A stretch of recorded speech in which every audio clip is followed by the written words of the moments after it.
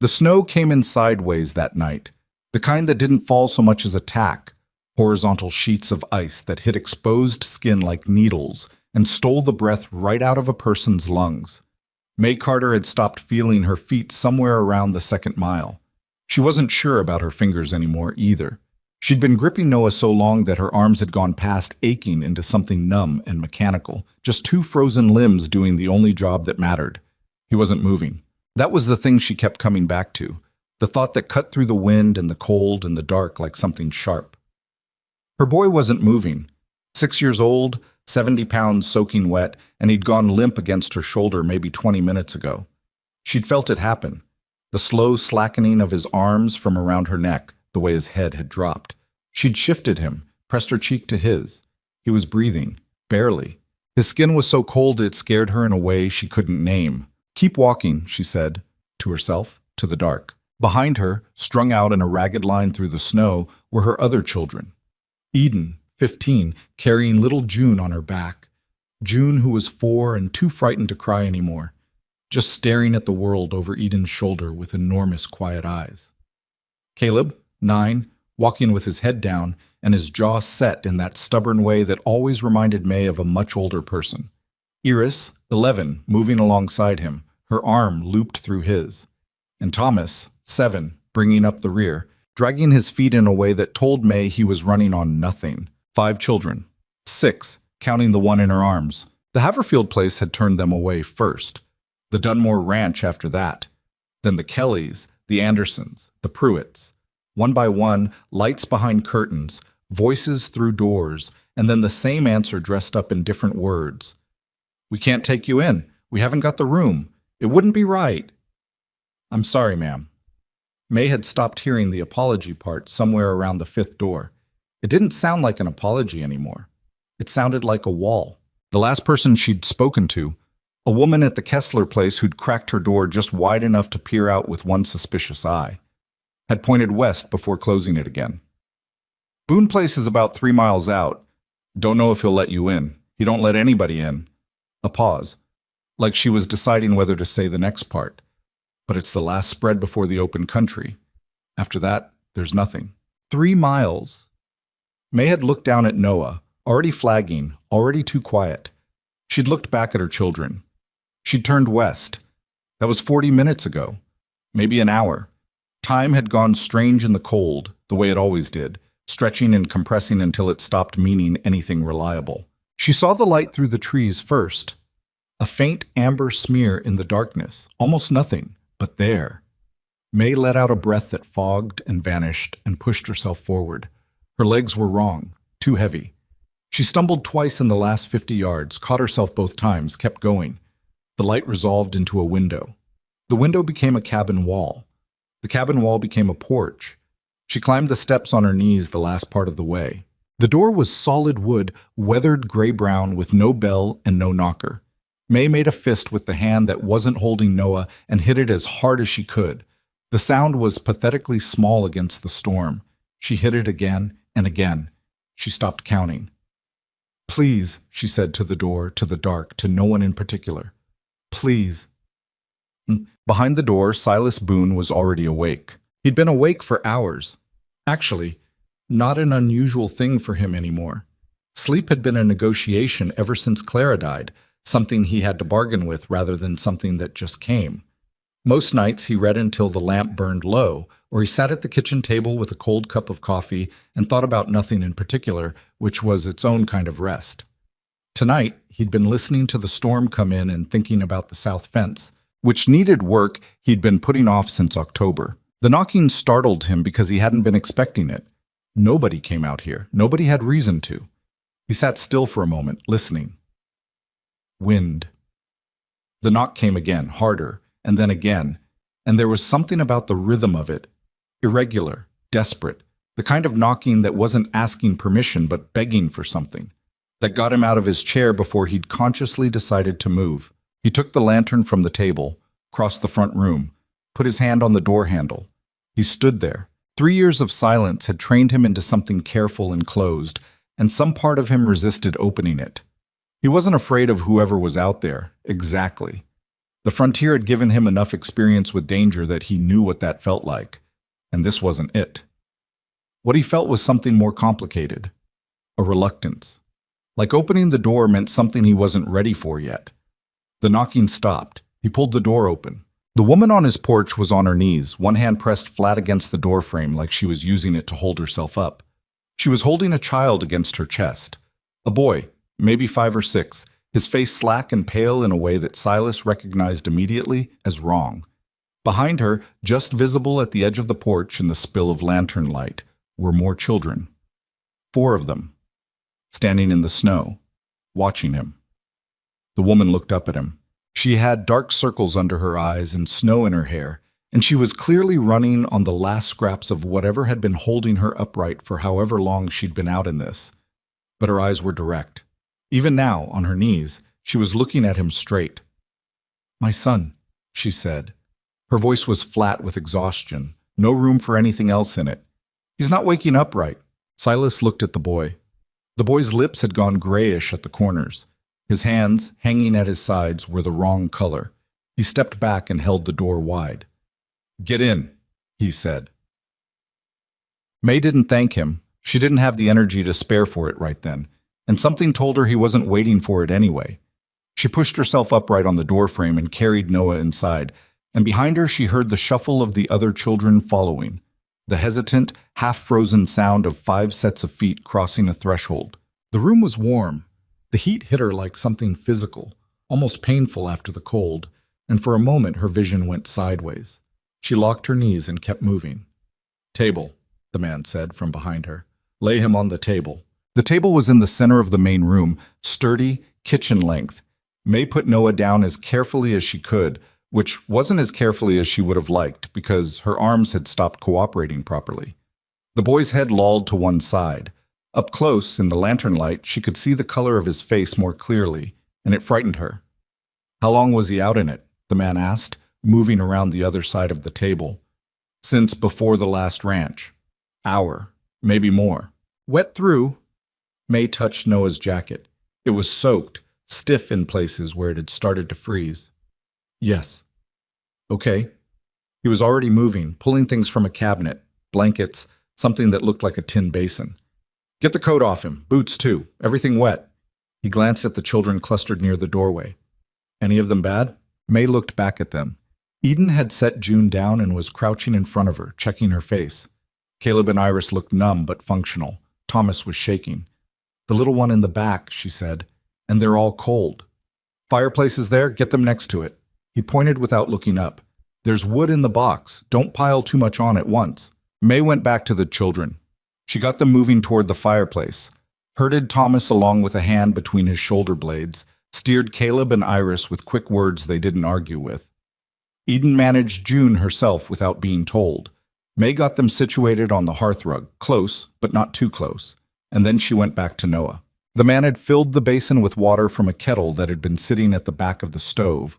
Not hot, she noticed, lukewarm at most, and was testing the temperature with his wrist. "Not hot," she said. "I know." His tone wasn't sharp, just matter-of-fact. "You warm a hypothermic person too fast. You can kill them, steady and slow." May hadn't known that. She filed it away somewhere behind her relief that he did. She got Noah's jacket off. His shirt underneath was wet, and she pulled that off too, working fast with fingers that still weren't fully cooperating. The man handed her a dry blanket without a word, and she wrapped it around Noah's torso. Then they worked on his boots.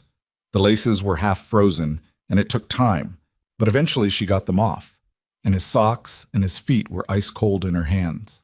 The man brought the basin around to the end of the table and lowered Noah's feet into it with a practiced ease that May noticed. He knew what he was doing. She didn't know where that knowledge came from, and it wasn't the moment to ask. "Talk to him," the man said. "He can hear me?" "Don't know, but it doesn't hurt anything." May pulled a chair to the end of the table and sat down and leaned over her son. "Noah," she said. "Noah, we made it. We're inside. You're warm now, you hear me? You've got to wake up." She put her hand against the side of his face. "Come on, baby. Come on." Nothing. And then, the faintest flicker of something under his eyelids. "There you go." the man said quietly, from the other side of the table. May pressed her hand more firmly against Noah's cheek. "Wake up, Noah. I need you to wake up." His eyelids moved again. His lips parted slightly. Then, with what looked like enormous effort, his eyes opened.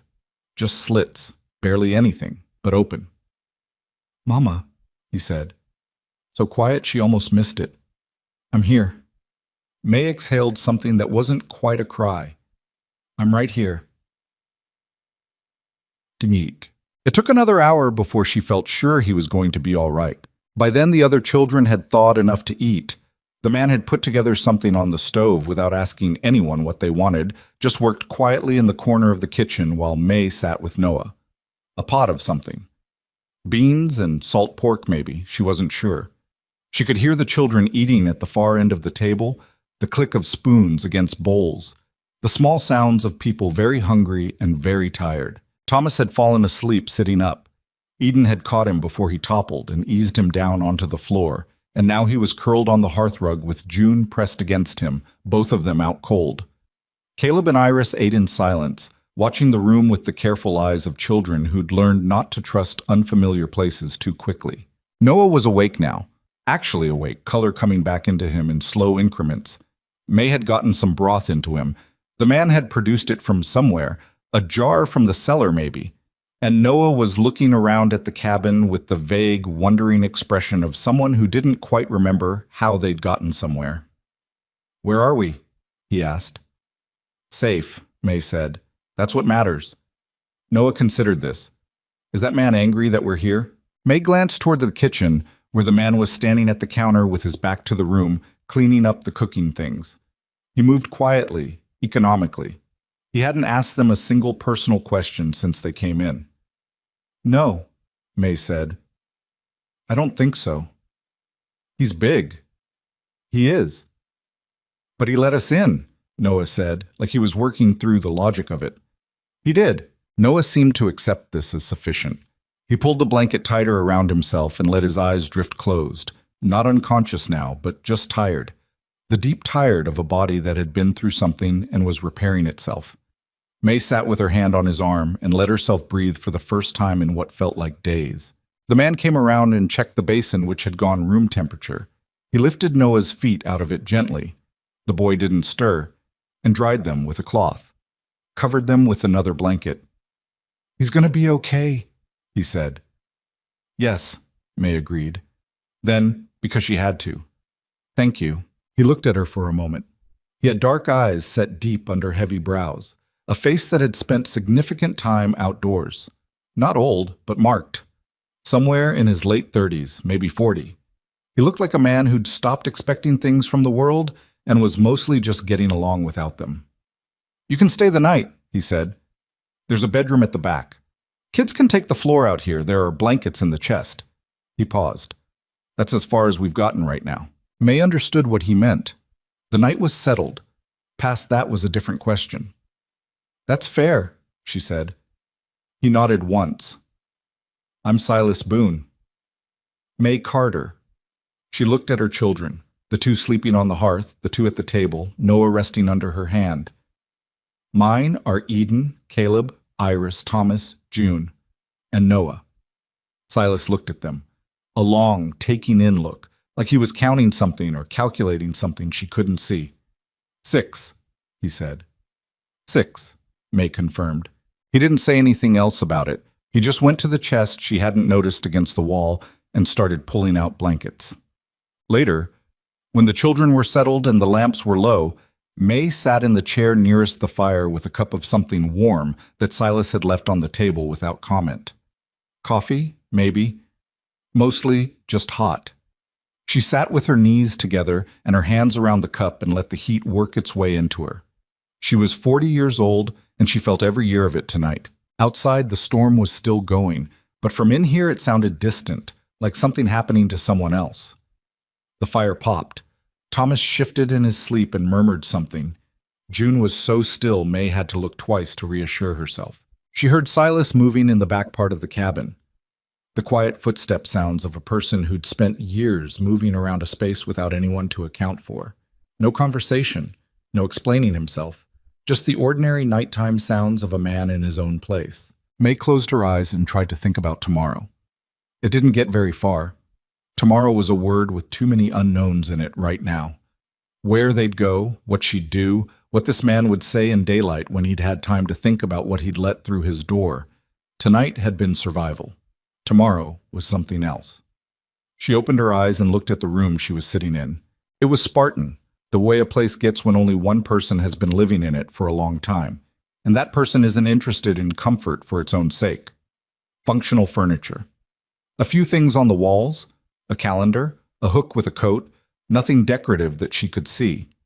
The kind of room that said the man who lived here was managing, not living. She knew something about that. The fire had burned down by the time she heard him come back through. She didn't turn around. She heard him stop somewhere behind her. "There's a room at the back," he said. "You should sleep." "I'm not sure I can." A pause. "Try anyway." May stood up. Her legs protested. She set the cup on the table and looked at her children one more time. The small shapes of them in the firelight, breathing steadily, all 6 of them in the same warm room. It struck her then, in a way it hadn't had room to strike her when she was in motion. They had made it. They were here. All 6 of them. She pressed a hand over her eyes for just a second, then pulled it away. "Mr. Boone," she said. "Silas. Silas." She didn't turn around. "Those other ranches, the ones we tried before yours, some of them I could tell they were sorry. Some of them weren't, not really, but they at least said the words." She paused. "You didn't say anything, you just opened the door." She heard him shift his weight. Somewhere in the quiet between the sounds. "Talking about a thing doesn't change it," he said. May nodded at the room in front of her, took a breath. "No," she said, "I don't suppose it does." She slept in the back room with June tucked against her, and the room was cold at first, but it warmed from the 2 of them and from whatever the stove's heat managed to push through the wall. The mattress was old and it sagged in the middle, and she didn't care about that at all. She was horizontal. She was inside. She could hear her children breathing through the wall. She woke once, in this gray before actual dawn, and for a moment didn't know where she was. The ceiling was unfamiliar. The sounds were wrong. Too quiet. No wind, which meant the storm had broken. Then it came back to her, piece by piece, and she lay there in the half-dark and thought about the position she was in. 6 children. No money she could count on. Provisions that had run out 2 days ago. 1 suitcase and the clothes on their backs. She'd been on the road for 11 days since the last of their money gave out, and the rooming house in Dalton had turned them loose with polite regret. She'd thought she could find work at one of the ranches. She'd been wrong about that, or at least wrong about how quickly. Silas Boone had told her they could stay the night. He hadn't said anything else. She lay still and thought about what she was going to say to him in the morning, what she had to offer, what she could ask for without it sounding like begging, which she'd sworn to herself 3 months ago she was done with. She wasn't done with it. She knew that. But she'd gotten very good at making it look like something else. The light went from gray to pale gold, slow and cold. She heard sounds from the kitchen. The solid clunk of a stove being stoked, the scrape of iron on iron. She got up. He was making breakfast when she came out. The efficient kind of breakfast. Nothing that required a lot of steps. Nothing that required discussion. He glanced up when she came into the kitchen and then looked back at what he was doing. "Children still asleep," he said, not a question. "June and Thomas are. The others might be awake." She looked around. "Can I help?" "You don't have to." "I know." She moved to the other side of the stove and waited. He looked at her sideways. Not unfriendly, just assessing. Then he moved the skillet to one side and pointed at the coffee pot. She poured 2 cups. Put one near his elbow without being asked. He didn't comment on it, but he picked it up. They worked in the kitchen for a few minutes without speaking, and it wasn't uncomfortable, which surprised her. She'd been in plenty of uncomfortable silences in her life, silences with weight in them, with things unsaid pressing against the walls. This wasn't that. This was just 2 people doing what needed doing. Eden appeared first, looking wary.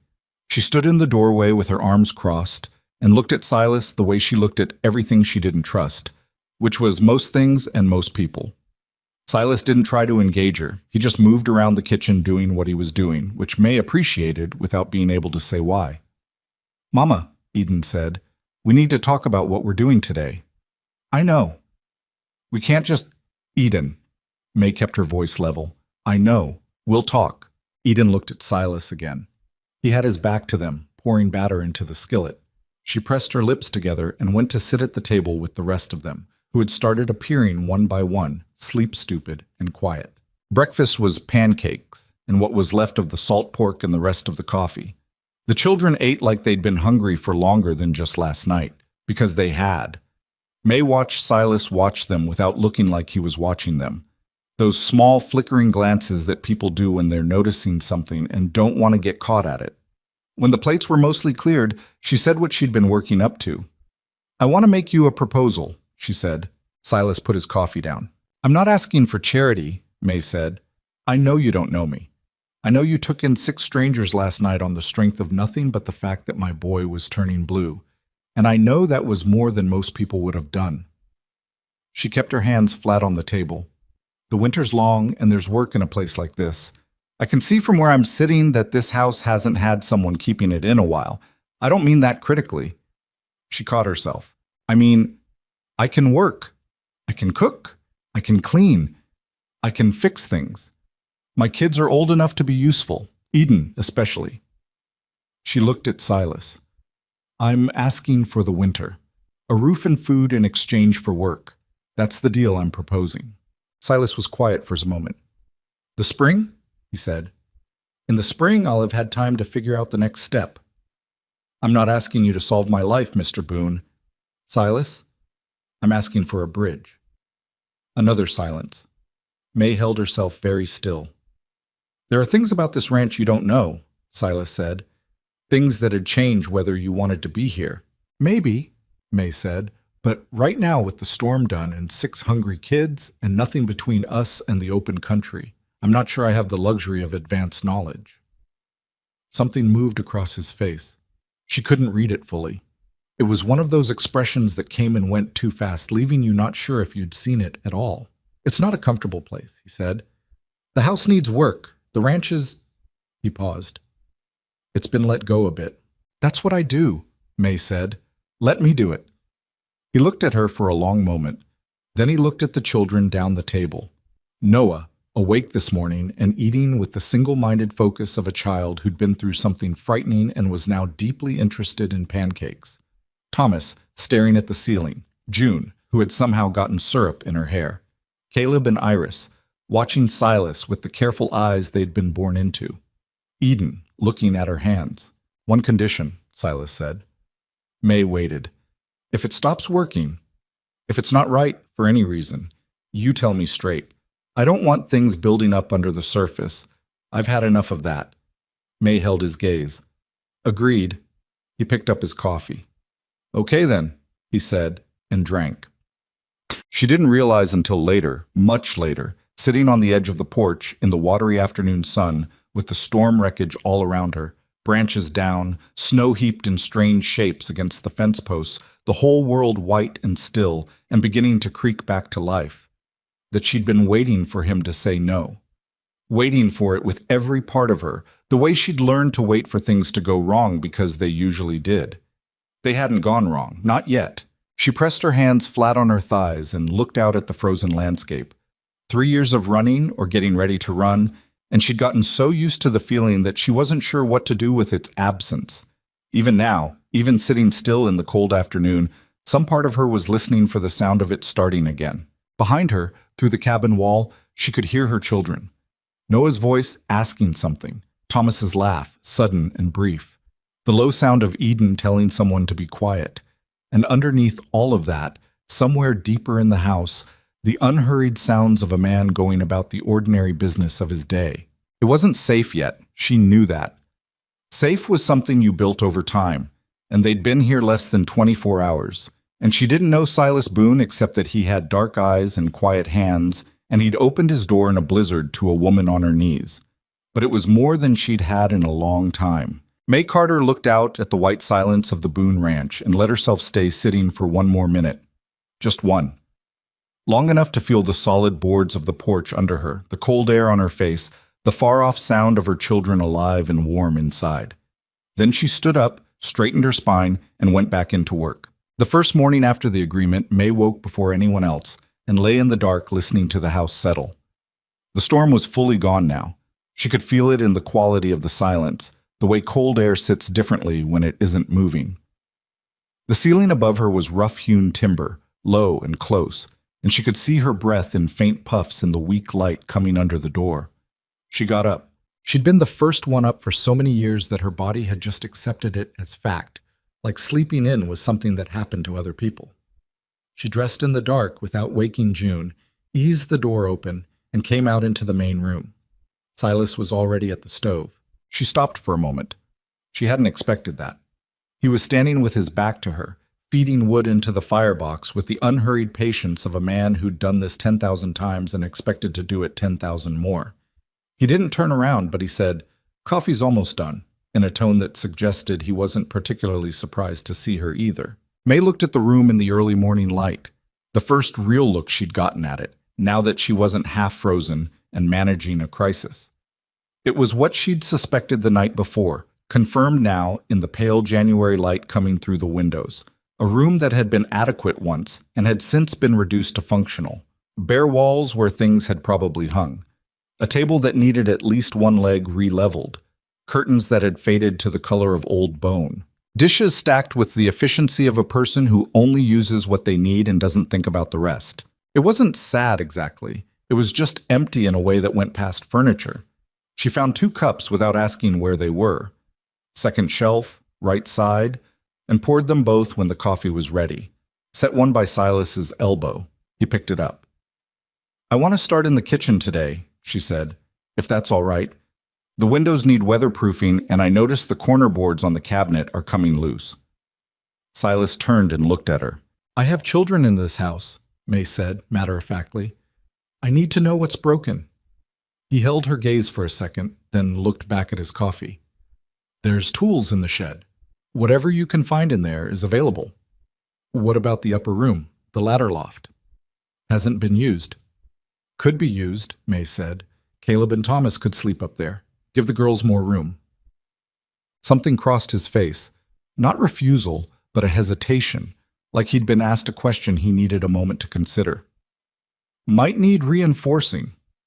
"I'll check the boards." He glanced at her sideways. "You know how to do that?" "I know how to do most things," May said. Not pride in it, just fact. "I had to." He didn't ask what she meant by that. She was grateful he didn't. By the end of the first week, a shape had formed to their days that nobody had negotiated and nobody had announced. It had just settled into place like sediment, the way routines do when people are busy enough that they stop arguing about arrangement and start doing what makes sense. Silas was up first, always, and had the stove going before anyone else appeared. May was up second, starting breakfast while he went out to the animals.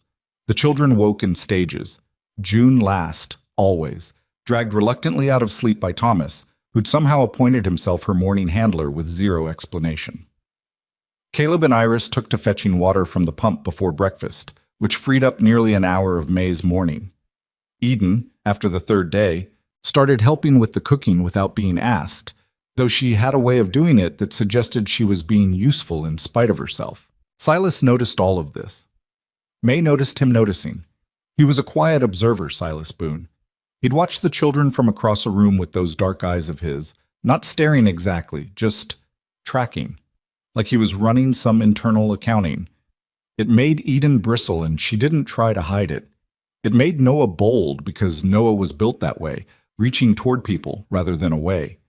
By the fourth day, Noah had started following Silas around the yard, not talking, just following. Appearing at Silas's elbow while he repaired fence posts, sitting on an upturned bucket a few feet away while Silas checked on the horses, showing up in the barn without announcement and finding something to look at that happened to be near where Silas was working. May watched it from the kitchen window the first time and held her breath a little, not sure how it would land. Silas didn't chase him off. He didn't make a production of welcoming him either. He just worked, and after a few minutes he said, without looking up from what he was doing, "Hand me that wrench there," and pointed. Noah scrambled to get it, handed it over with both hands very seriously. "Thanks," Silas said. Noah went back to his bucket, but he was sitting up straighter. Shock. The house transformation was slow and it was real, and it left May's hands raw every evening. She wasn't complaining about that.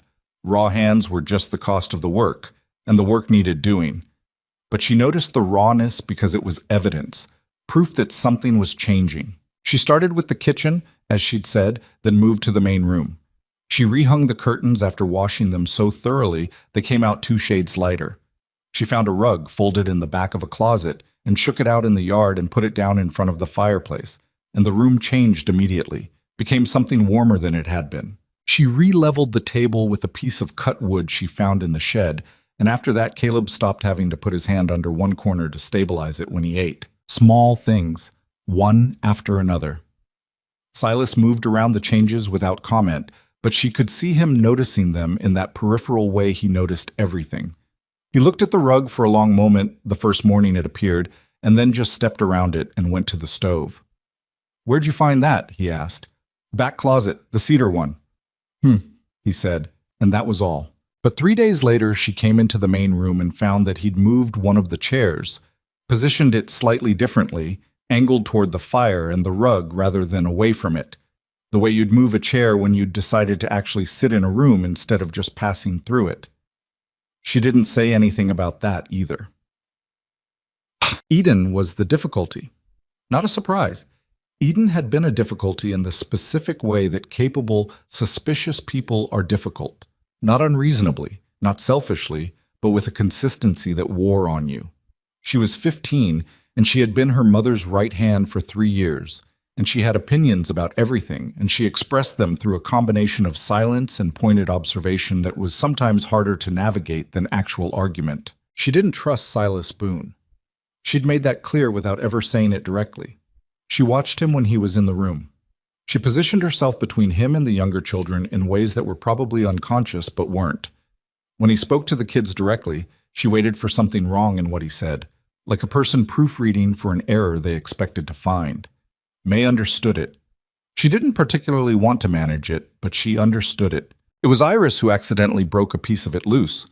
Iris was 11, and she had her mother's directness without her mother's filter, which could be both useful and alarming. About 2 weeks in, she was watching Silas fix the latch on the barn door. He'd been at it for 20 minutes, and it wasn't cooperating. And she said, completely without preamble, "My papa used to fix things, and then they'd break again right after." Silas looked at her. "That right. He said it was the materials, but Mama said it was how he did it." Which one was right? Iris considered. Both? Kind of. Silas turned back to the latch, worked it a couple more times, and then said, "Get me that piece of flat metal there, the thin one." Iris found it, handed it over. He used it as a shim and tried the latch, and it caught clean. "Huh," Iris said, impressed despite herself. "Sometimes it's the materials," Silas said. "Sometimes it's how you do it. Sometimes it's both." Iris carried this information back inside and delivered it to Eden at the kitchen table with the gravity of a person submitting evidence. "He fixed the barn latch and it actually held," she reported. Eden looked up from the mending. "That's not impressive. Fixing latches is basic.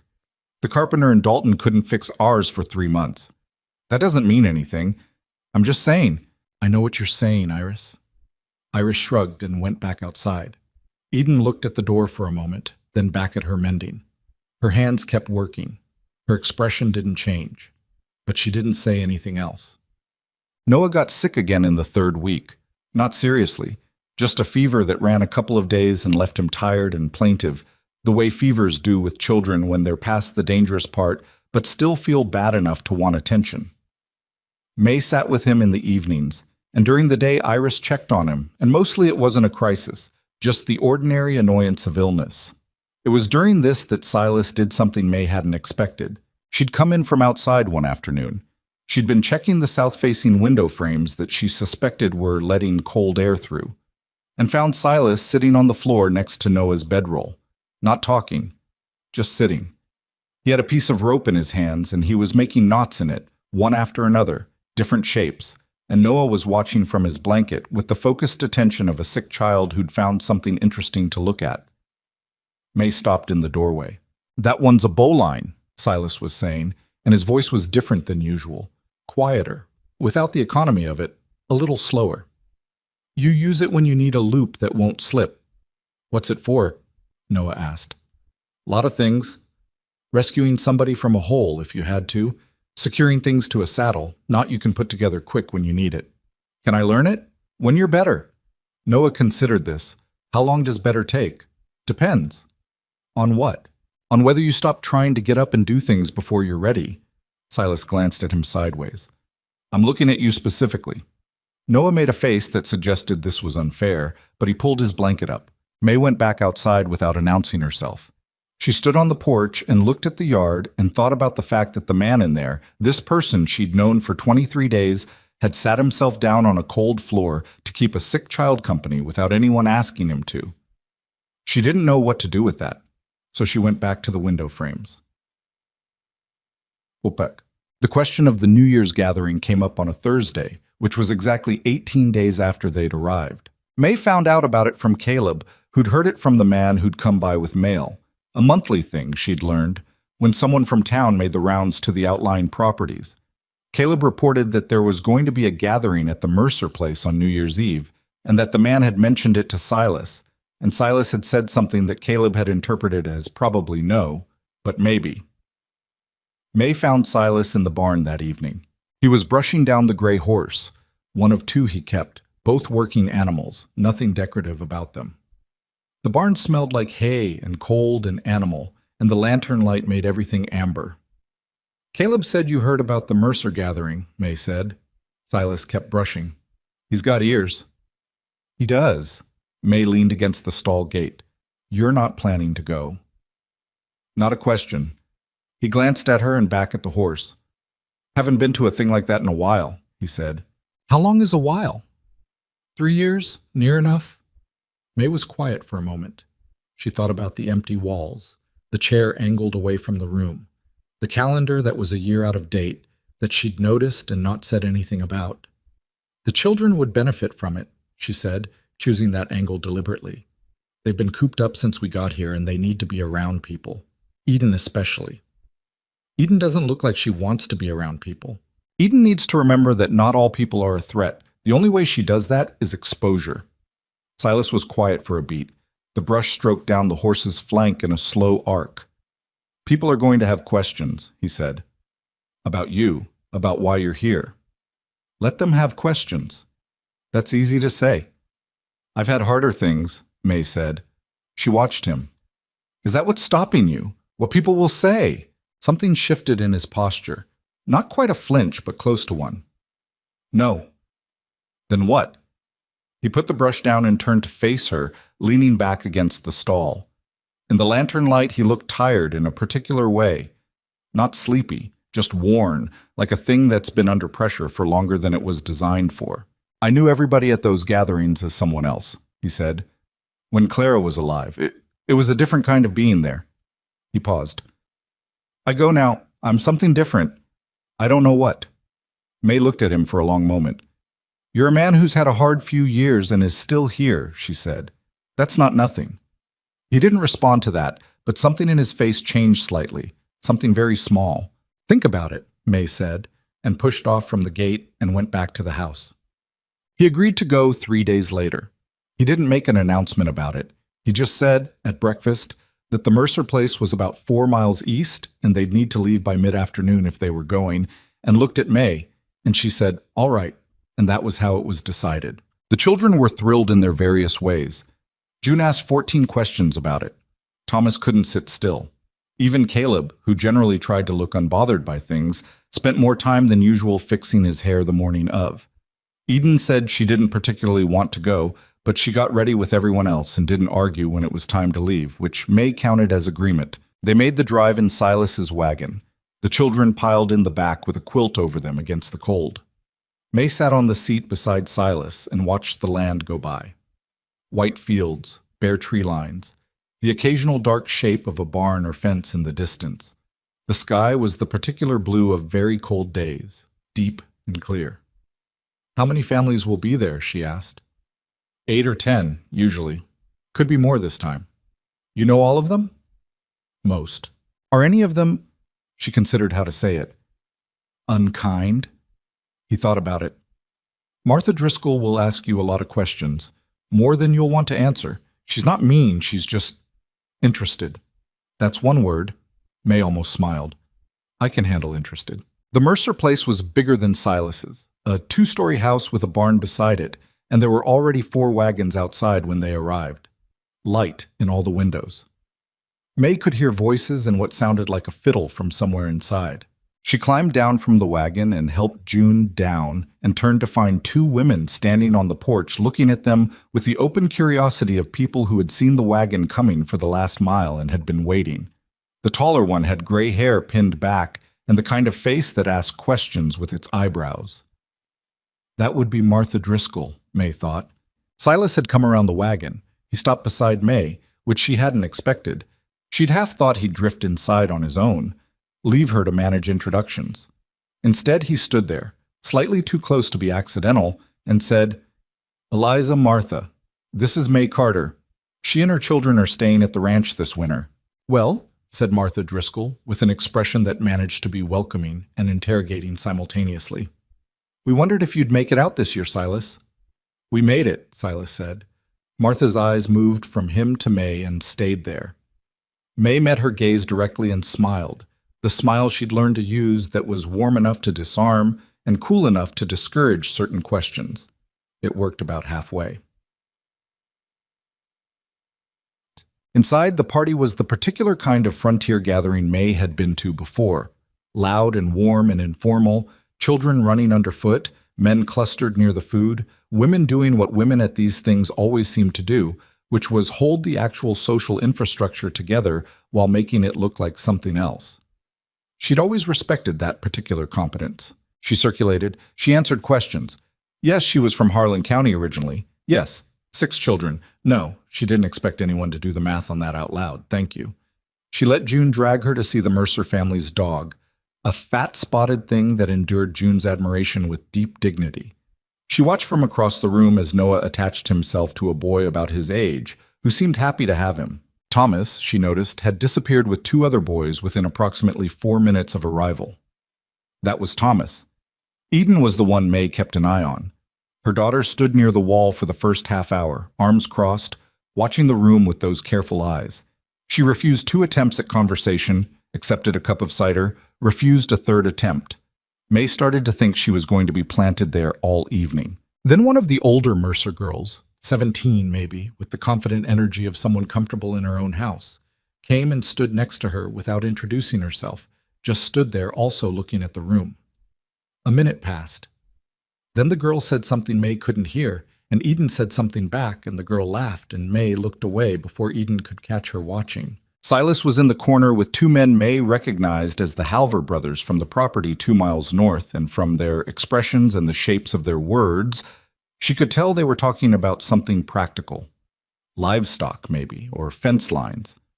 Man talk about land and winter, the kind of conversation that was really just 2 people checking that the other one was still all right without having to say it directly. She watched Silas in the social setting and saw something she hadn't quite seen before. He was capable of it. The social ease. It was just slow to arrive, like something he had to warm up to. One of the Halver brothers said something that made Silas Short almost a laugh. Almost. It didn't fully make it out, but the effort was there, and May found herself watching it and feeling something she wasn't in a hurry to examine. She looked away, refilled her cider. Martha Driscoll materialized at her elbow. "You've done wonders with him, from what I can tell," Martha said. May looked at her. "I haven't done anything with him." 3 years, May. He hasn't come to one of these things in 3 years. Martha had the manner of someone reporting facts, not casting judgments, which was somehow harder to deflect. Clara used to say that man was more comfortable with animals than people, but he always came when she asked him to. "That's between him and Clara," May said carefully. "Of course." Martha patted her arm. "I'm only saying it's good to see him out, and your children seem like good ones." "They are," May said, the simplest and most true thing she'd said all evening. On the drive back, long past dark, the children were a mix of asleep and almost asleep in the wagon bed. June was out cold, curled against Iris. Noah was fighting it, blinking heavily at the stars. Thomas had never stopped moving, and even now was doing something with a stick he'd found and the edge of the wagon, still using up whatever reserve he'd tapped into at the party. Caleb was awake, quiet, looking at the sky. May sat on the bench next to Silas. The cold had sharpened again after dark, but she wasn't minding it much right now, the warmth of the evening still in her somewhere. "You talked to the Halver brothers a long time," she said. Good conversation?" "Useful one. They've been having trouble with their east fence, too. We might do the repair together in spring." "That's good," May said, and meant it. They rode in quiet for a moment. The horse's breath made small clouds in the dark air. "Eden talked to someone," Silas said. May glanced at him. "Lily Mercer." "I saw." "She didn't want me to notice." "Then she shouldn't look at you to see if you're noticing." May let out a breath that was almost a laugh. "No, she shouldn't." More quiet. The wagon creaked, stars overhead, thick and cold and very far away. "It was good," Silas said. Simple, like he was making a note. "Yes," May agreed. He didn't say anything else. She didn't either. It was in the last week of January that the house became something May hadn't quite planned for. The change was gradual enough that it was hard to point to the moment it happened. The rug in front of the fire, the curtains, 2 shades lighter, the loft fixed up for the boys, which had required an afternoon of work and some creative use of old boards, but which had resulted in Caleb and Thomas taking to it with the fierce proprietary pride of children who had their own space for the first time. The kitchen cabinet rehung and properly leveled. The front room rearranged so that the chairs actually faced each other, instead of pointing at the walls like people waiting for a train. Small things, real things. But there was another quality to it too, something May noticed and couldn't fully account for. The sounds in the house had changed, not the structural sounds. The house still creaked the same way in the cold, the stove still popped when it was heating up, but the human sounds. June sang to herself sometimes now when she played on the floor. Thomas had taken to sliding in socks on the wood floor near the kitchen, a thing May had told him 3 times not to do and had stopped enforcing because there was something about the sound of it that she didn't have the heart to silence. Caleb read aloud from the books he'd found on Silas's shelf, asking permission first, and Silas had said, "Go ahead," in a tone that suggested he might even be glad of it. Noah had learned the bowline knot. He'd practiced it every day for a week, and could now do it in under a minute and was aggressively uninterested in learning any other kind. And Eden, carefully, incrementally, in ways she would have flatly denied if asked directly, had started to lower her guard. Not all the way. Not close to all the way. But May noticed the crossed arms were less frequent. She'd started asking Silas practical questions about the ranch, about the animals, about things she actually wanted to know. She still watched him too carefully in rooms, but the watching had changed in quality, more inventory than surveillance. Silas, for his part, moved through all of this without making a point of it. He didn't try to be charming. He didn't make an effort to win the children over, which was, May thought, probably exactly why the effort was working. He was just there, steady, consistent, doing what he did. But something was shifting in him too. She could see it in small ways. He'd started joining them at the table for all 3 meals instead of taking his breakfast separately, which had been his habit the first week. He'd fixed the music box that June had found in the back bedroom and carried to him with the certainty of a child who assumes adults can fix anything. And it had taken him the better part of 2 evenings to manage it, and when it finally played its small, thin tune, June had made a sound like the world was perfect. And Silas had looked at her with an expression May had filed away somewhere private, because it was the look of a person who'd almost forgotten what the good things felt like. She wondered about Clara. She didn't ask. She knew there was a story there. She'd gathered enough fragments to understand the shape of it without knowing the details. 3 years of solitude wasn't chosen for no reason. The empty walls. The chair turned away from the room. The way he occasionally stopped in the middle of doing something and went very still for a moment before returning to it. May understood grief. She had her own version of it, different in the details, but not in the fundamental geography. She wasn't going to ask him about it. She knew from experience that the thing about grief is it comes out when it's ready and not before. And the only thing you can do for someone carrying it is not require them to be done with it on a schedule that suits you. So she didn't ask. And she noticed that he didn't ask about her past either. They were, May thought, being careful with each other. Probably too careful in some ways. But it was the kind of careful that was at least honest, a real recognition of the limits of what they'd established, the terms of what this was, the practical arrangement that had gotten them all through 6 weeks of a brutal winter. The arrangement. She kept saying that to herself, kept naming it correctly. She almost said something she shouldn't once. It was a Sunday, late afternoon, and the light was doing something extraordinary through the west window, that particular winter light that turns everything it touches amber and still.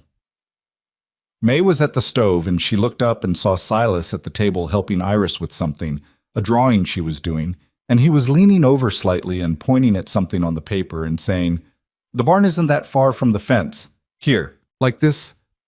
And Iris was leaning in to see, and there was nothing significant about the moment, nothing that warranted anything, except that it struck May exactly how ordinary it was. And she stood there with a pot in her hands for too long. She turned back to the stove before anything got away from her. But she stood there and looked at the pot and thought, this is the most dangerous part. The ordinary part.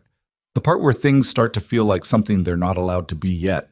Maybe not allowed to be at all. She thought about that for the rest of the evening, and then she made herself stop thinking about it.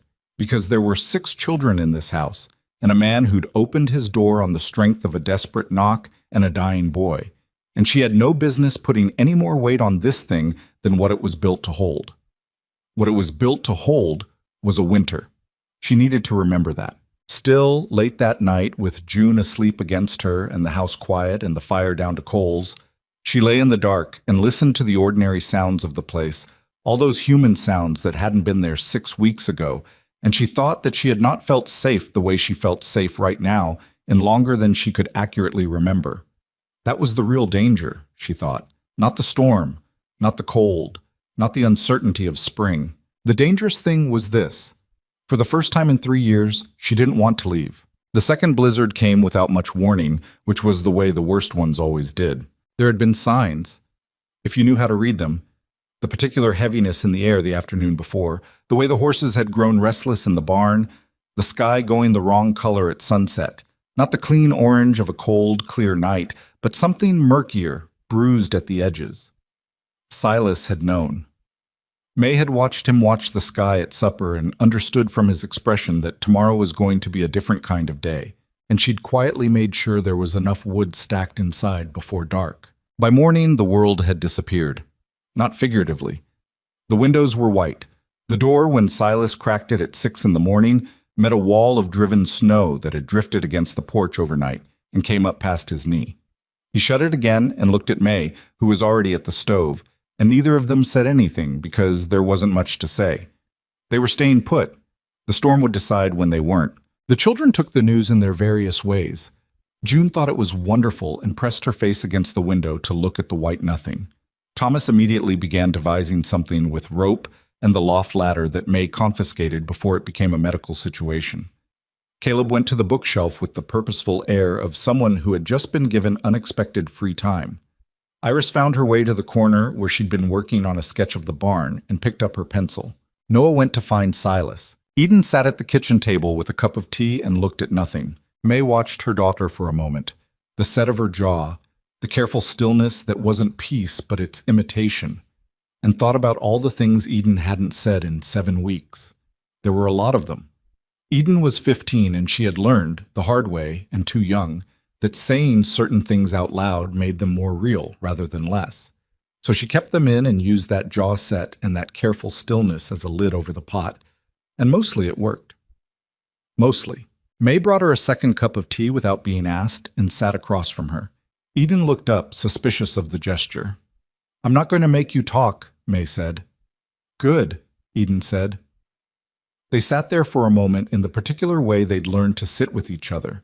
Not comfortable exactly, but familiar, the way two people who know each other's rough edges can share a space without the edges making contact every time. "The storm might last 2 days," May said. "I know. That's a long time to be inside your own head." Eden looked at her. "I'm fine." "I didn't say you weren't." Another moment. From the main room came the sound of Silas explaining something to Noah. The words were indistinct, but the rhythm was clear. that patient but not slow cadence he used when he was teaching something. Eden glanced toward the doorway and back. "He's different than I expected," she said, very quietly, like she wasn't sure she wanted it heard. "Different how?" Eden thought about it. "I don't know. I kept waiting for it." "For what?" She looked at her cup. "You know what?" May did know. She didn't say anything. "It hasn't happened," Eden said. 7 weeks. And it hasn't happened. "No," May said. "It hasn't." Eden nodded, slowly, the nod of someone updating a calculation they'd been running for a long time. She picked up her cup, drank, set it down. "I'm not saying I trust him," she said. "I know. I'm just saying he's different than I thought." May looked at her daughter. This fierce, careful, exhausted girl who'd grown up holding everything together and didn't know how to stop, and felt something that was too large and too complicated to put into words right now. "That's enough for today," May said. "You don't have to decide anything today." Eden looked at her for a second. Then she nodded once and picked up her cup again, and the conversation was over, but something in the room had shifted by a small degree, like a door left not quite latched. The storm sealed them in completely by midday. The wind was a sustained low roar against the walls. Not the shrieking kind, but the grinding kind. The kind that didn't let up, that wore at the edges of things. The temperature inside dropped a few degrees despite the fire, and May put extra blankets on the younger children's beds in the afternoon just to be ahead of it. By evening, they were all in the main room, drawn together by the fire, the way people are drawn together by warmth and darkness. Silas had moved extra wood in from the porch stack before the drifts made that impossible. The lamps were lit. Outside was an absolute howling dark. Caleb read aloud for a while. He was halfway through one of Silas's books, something about the settlement of a valley up north. And he read well, with more expression than May might have expected from a 9-year-old boy who worked hard at looking indifferent to things.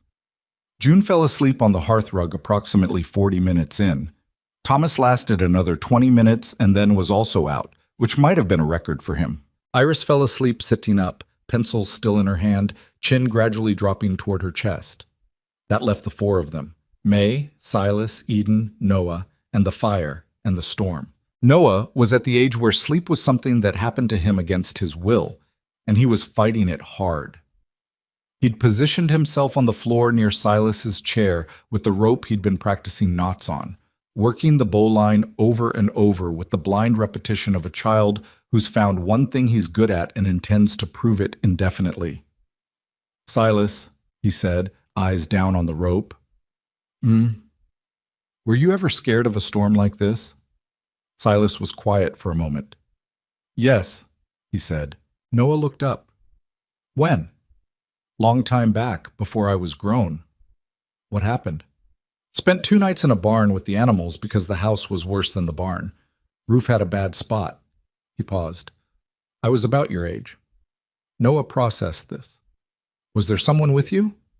"My older brother." "Was he scared too?" "Scared worse than me," Silas said. "But he didn't show it, so I didn't either." Noah looked at the rope in his hands. "I was scared," he said, "that night we came here, when I couldn't wake up all the way." "I know," Silas said. "Mama was scared too. She didn't show it." Silas glanced at May across the fire. Just a glance, a fraction of a second. "That's where you get it from," he said, looking back at Noah. "Running toward things when you're scared. She does it, you do it." Noah turned this over, considering it from multiple angles the way he did with information he wanted to keep. Then he went back to his rope. A few minutes later, the rope went slack in his hands and his head drooped, and he was asleep between one breath and the next. Silas leaned forward and moved the rope out from under him without waking him. Eden, sitting against the wall on the other side of the fire, watched this and then looked at the fire and didn't say anything. Sucked. It was May who moved the sleeping Noah to his bedroll, and May who settled the blankets over him, and Eden who helped without being asked and then said she was going to sleep herself. And then it was just May and Silas and the fire and the storm, which was still going with that grinding patience, nowhere near done. May sat in the chair she'd been sitting in and looked at the fire and was aware, in a way she'd been managing not to be for a while now, of the exact distance between her chair and his. Not far. Not close enough to mean anything. Just measurable. He's a good boy, Silas said. He is, May said. He's always been the easy one, which is funny because he looks like the type that should be the hard one. Looks can do that. The hard one is Eden, and she's not hard because she's difficult. She's hard because she's working so hard at something, all the time. May looked at the fire. She's been doing it since she was 12. Silas was quiet, which was an invitation of sorts. May considered. Outside, the wind pressed against the walls. There was nothing going anywhere tonight, no one coming or going, no next thing requiring her to pick up and move. Her father, May said, was not a man who made things easy. I'm being careful about how I say that. You don't have to be careful, Silas said. Not about that. May looked at her hands. He wasn't violent in the way that gets documented. Nothing that would show up clearly enough for anyone to point at. He was just the kind of man who understood exactly how much he could take and never go past the line where someone could say he'd gone past it. She paused. Eden watched me navigate that for 3 years before I understood what I was actually doing and stopped. Silas said nothing. She went on, because it was easier to keep going than to stop now. The leaving wasn't clean, she said. Nothing about it was clean. We had no money, no plan, and 6 children, and the first 6 months were... She stopped, started again. We survived, and we kept surviving. But Eden saw all of it. She was 12 when it started and 15 now, and she has never in 3 years stopped watching for the things she's waiting for. The other shoe, Silas said. The other shoe, May agreed. The fire cracked and settled. May watched a log shift. Tonight she told me you were different than she expected, May said. For Eden, that's significant. That's not a small thing. Silas was quiet for a moment. May heard him exhale. She's probably right to be careful, he said. May glanced at him. His hands were resting on his knees, and he was looking at the fire with the particular expression she'd learned meant he was deciding something. I did something, he said, 11 years ago, before I met Clara, just before. I'm not... He stopped, seemed to collect himself. I want to say it right. May waited. I was in a fight, he said. It wasn't random. It wasn't a barroom thing. It was someone who had done something I couldn't leave alone, and I went after him with the full intention of doing damage. He paused. And I did. More than I planned. He lived. He came out of it walking, eventually, but for a while it wasn't... He pressed his mouth together for a second. For a while it looked like he might not. May kept her eyes on him. She didn't say anything. I spent 2 years with that on me, Silas said. The waiting to find out if I was going to answer for it the way I should have. And he didn't press charges, had his own reasons for wanting me to not have to explain what I'd done, given what he'd done. But that didn't make me innocent of it. I just didn't answer for it officially. He looked at the fire. Clara knew. I told her before she agreed to marry me, because it didn't seem right not to. And she made her decision with that information. I don't know if she was right to. What did he do? May said. The man. Silas was quiet for a long moment. It wasn't about me. May understood what that meant. She sat with it for a moment, the weight of what he'd said. The fire settled again. Outside, the storm ground on. What happened wasn't right, May said carefully. Taking that on yourself, going that far, that's not nothing.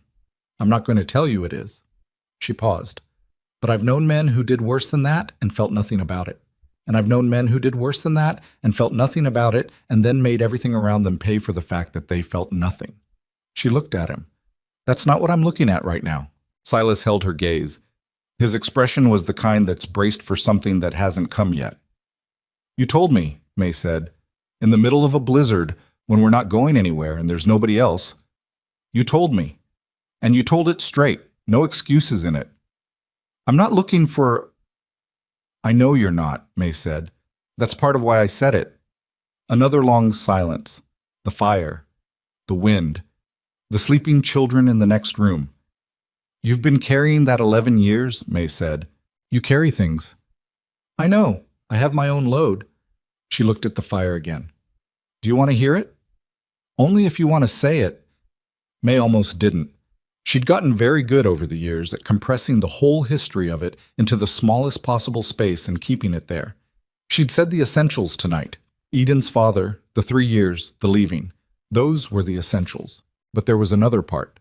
The part she carried that had nothing to do with him. The part that was about her. I stayed too long, she said. That's mine, the one I keep. She felt the familiar flat weight of it in her chest. I knew what it was, not right away, not the first year, but by the second year I knew, and I didn't go. And I've made a lot of peace with a lot of things, but that one I haven't fully settled. She paused. My children watched things they shouldn't have watched because I didn't move fast enough. That's what I carry. She felt Silas looking at her. You moved eventually, he said. Eventually. With 6 children and no money and no plan, you moved.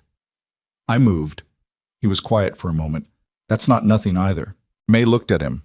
This man she'd known for 7 weeks. The stranger who'd opened a door in a blizzard and was now sitting across a dying fire from her in the middle of the second blizzard, telling her the thing he'd carried for 11 years, holding her version of the same kind of weight with a steadiness that wasn't performing anything.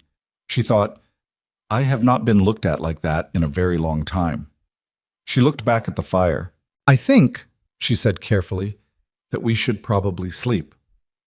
Probably, he agreed. Neither of them moved for another moment. Then May stood up. She took the cups to the kitchen and set them in the basin and stood at the dark window for a second, looking at her own reflection in the glass. The snow was packed against it from outside, so there was nothing past the reflection, just her own face staring back. She went to bed. She lay in the dark and listened to the storm and knew, clearly and without particular comfort, that something had changed tonight that wasn't going to change back. The storm broke on the morning of the 3rd day. They emerged from the cabin into a world so white and still it looked manufactured. The drifts were extraordinary, past the window frames in places, higher than the children's heads against the north wall of the barn. The sky above was a clear, almost aggressive blue, and the cold had sharpened into the dry, brittle kind that made everything creak. The work of digging out took most of the morning. Silas and May with shovels, Caleb and Eden helping, the younger children doing what children do when given tools they're slightly too small for, working hard, achieving maybe a third of what they intended, but present and earnest and useful in ways that didn't require measuring. By noon, they had the paths cleared and the animals checked and the wood situation assessed, and May's back was reminding her it was attached to a 40-year-old body. She sat on the porch step and drank a cup of coffee that was already going cold and looked at the white ranch and thought about nothing in particular. Silas came and sat on the step below her. Not a thing he would have done 2 months ago. South barn wall has a new crack, he said. How bad? Manageable. Spring repair. May nodded. They sat in the cold and drank their cold coffee, and the ranch glittered around them in the winter sun. I found something, Silas said. He hadn't moved, was still looking out at the yard. When I was clearing the back storeroom after the first storm, I didn't know what to do with it. May looked at him. He put his coffee down on the step and reached into his coat pocket. He'd apparently been carrying this, and produced a small book. Leather-covered, worn, the size of a palm.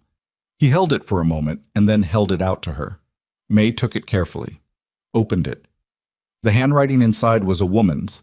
Rounded letters, slightly rushed, the ink varying in darkness like someone writing in different kinds of light. May didn't read it. She looked at Silas. Clara, he said. Oh. She moved to give it back. I want you to... There's something in there. I can't... He stopped, started again. There's a part I want you to read. About a third of the way through, she underlined it herself. May held the book. This felt significant in a way she couldn't fully quantify. A man's dead wife's private journal, extended to her by that man, in full daylight on a porch step. She opened it to about a third of the way through and found the underlined passage without much searching because the ink was darker there, the underline done twice. She read it silently. It was a paragraph and a half. Clara writing about Silas, about the way he'd gotten smaller in the years after something happened that she didn't name directly, about the way the house had changed quality around him, gone from somewhere lived in to somewhere just occupied.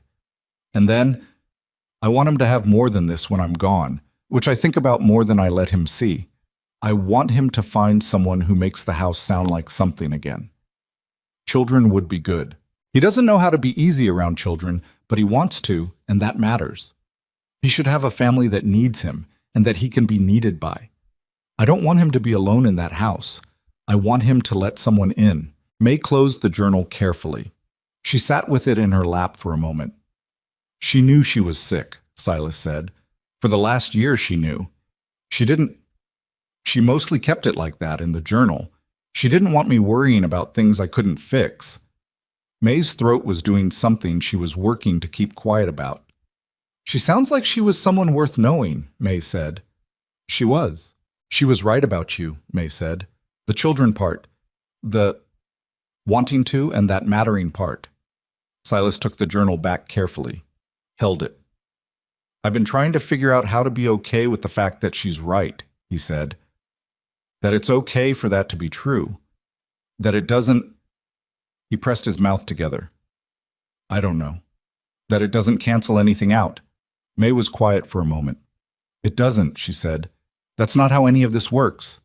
It doesn't cancel anything. He nodded slowly, looking at the journal in his hands. They sat on the porch step in the cold for another minute. Then May said, Silas, and he looked at her, and she wasn't entirely sure what she'd been going to say, but she didn't have to figure it out because something shifted in his expression, and she understood that he was feeling exactly what she was feeling, which was the terrifying particular feeling of two people who have gotten past a line without quite deciding to. She looked away first. Practical reflex. There's probably bread to make, she said. Probably, he said. She stood up and went inside. He stayed on the step a moment longer, and through the window she could see him looking at the journal in his hands one more time before he tucked it back into his pocket. The letter came 4 days later. May was in the kitchen when Eden brought it in from the monthly mail delivery, which arrived regardless of weather, with the dogged reliability of the postal service as its own kind of stubbornness. Eden's face, when she came through the door holding it, was a particular shade of careful neutral that May recognized immediately. She took the envelope. The handwriting on the outside was familiar in the way that certain bad memories are familiar. Not with the warmth of recognition, but with the gut-level alertness of a thing you were hoping you were done with. She knew that handwriting. She knew that return address, though she hadn't seen it in over a year. Hargrove, it said. Dalton County. Her former mother-in-law. May set the letter on the table and stood looking at it for a moment without touching it. Eden was watching her from across the room. From upstairs, she could hear Thomas doing something percussive to the loft floor that probably needed investigating, but she stayed still and looked at the letter. Mama? Eden said. I know. Do you want to... Give me a minute. Eden was quiet. May picked up the letter and opened it. It was 2 pages in the same handwriting, and she read it twice, the first time for the words, and the second time for the structure underneath the words. Margaret Hargrove had always been a woman who put her real meaning slightly behind the surface one, who communicated like someone laying a legal document under a social call. May had learned to read her years ago. She hadn't forgotten. The surface meaning was, we understand you've been struggling. We are concerned about the welfare of the children. We believe it would be best for everyone if the children spent some time with family who can properly provide for them. The meaning underneath, we are coming to take the children. We have a lawyer. We believe we can make the case that you are unfit. May set the letter down. Her hands were very steady, which surprised her. She'd expected them to shake. She was standing like that, hands flat on the table, letter in front of her, the very still posture of a person who has received information they need a moment to fully absorb. When Silas came in from the barn, he saw her face. He stopped in the doorway, the cold from outside still coming off him, and looked at her, and then at the letter, and then at her again. What is it? He said. May looked up at him. She thought about the 40 miles to town. The lawyer. Margaret Hargrove, who had survived the death of her son by becoming more herself, harder and more certain, the way some people do. Who had never believed May was good enough for her son, even before it became clear that her son wasn't particularly good. Who had 6 grandchildren she'd seen a total of 12 times, and now, apparently, had decided that constituted a claim. She thought about what she had to defend herself with. No permanent address, no income beyond a winter arrangement with a man she'd known 8 weeks, 6 children sleeping under a borrowed roof. She picked up the letter and held it out to Silas. He crossed the room and took it and read it. His face didn't change much, but she'd learned to read the small changes in it, and she saw the tightening around his eyes, the slight shift in how he held his jaw. He read it twice, like she had. Then he put it down. "When are they coming?" he said. She didn't say a date. That's deliberate. "So any time." "Any time," May said. "Probably soon, since she's telling me now. She'll want me unsettled." She paused. She understands how to do that. Silas looked at the letter again. Then he looked at May with the direct, full attention he brought to things that required it. "You're not losing those children," he said. "I know that," May said, with more certainty than she felt. "I'm not saying it to comfort you. I'm saying it as a fact." May looked at him. He was still in his barn coat, smelling of horses and cold air, and the particular clean smell of outdoors in winter, and he was looking at her with an expression she'd seen before. Not on his face, but somewhere. The expression of a person who has made a decision and isn't going to walk it back. "You're not my responsibility to protect," May said carefully. "This isn't—" "I know what it is," Silas said. "I know the limits of what we said." He paused, choosing his words with the deliberate care of someone who doesn't use a lot of them.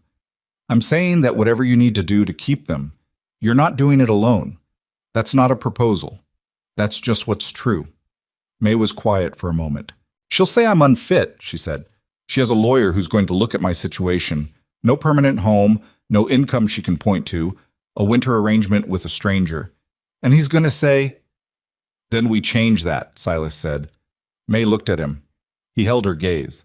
Outside, she could hear Thomas's feet on the loft floor and June singing something formless to herself, and the ordinary morning sounds of the house that had been a house again for 8 weeks. "May," he said. And he said it differently than he usually said it. Not different in tone. Silas didn't do things in tone, but different in weight somehow.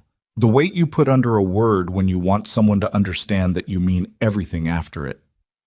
"Marry me." The kitchen was very quiet for a second. "That's," May started. "Not a romantic proposal," he said, and there was something in his face that was wry and serious at the same time, as close to both as Silas Boone seemed to get. "I mean, it's not only that. But I know what you need right now is something that changes the legal picture. And what I'm telling you is that I want to change it, for every reason." May looked at this man. 8 weeks. A blizzard. A knock on a door. A dead woman's journal on a porch step in the cold. "I want him to let someone in." She thought about Margaret Hargrove and her lawyer. She thought about Eden saying he's different than I expected with the weight of everything Eden never said. She thought about Noah and his rope knots. She thought about what she'd told herself on the porch on the first day.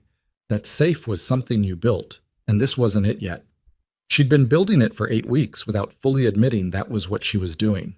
"That's the most practical proposal anyone's ever made me," she said. "I'm a practical man." "I know you are."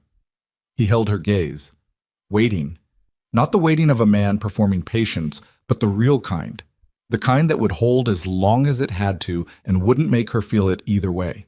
May Carter looked at Silas Boone in his barn coat in the kitchen that she had put back together piece by piece over 8 weeks of winter, in the house that had learned to sound like something again, and thought about the last door left standing and what happened when you knocked on it. "Yes," she said. "Okay." "Yes." Something moved across his face, not quite a smile. Silas didn't do those easily, but something real, something that had been behind a lot of walls for a long time. "Okay," he said. From upstairs, Thomas's feet hit the floor again. June's singing went up a key. Somewhere in the house a door opened and Caleb said, "Has anyone seen my—" and then stopped because the kitchen probably had a look to it. May looked at Silas. He looked at her. Neither of them said anything else. But the letter was still on the table, and Margaret Hargrove was still out there with her lawyer and her certainty, and the next part of this was going to require everything they had. Both of them knew it.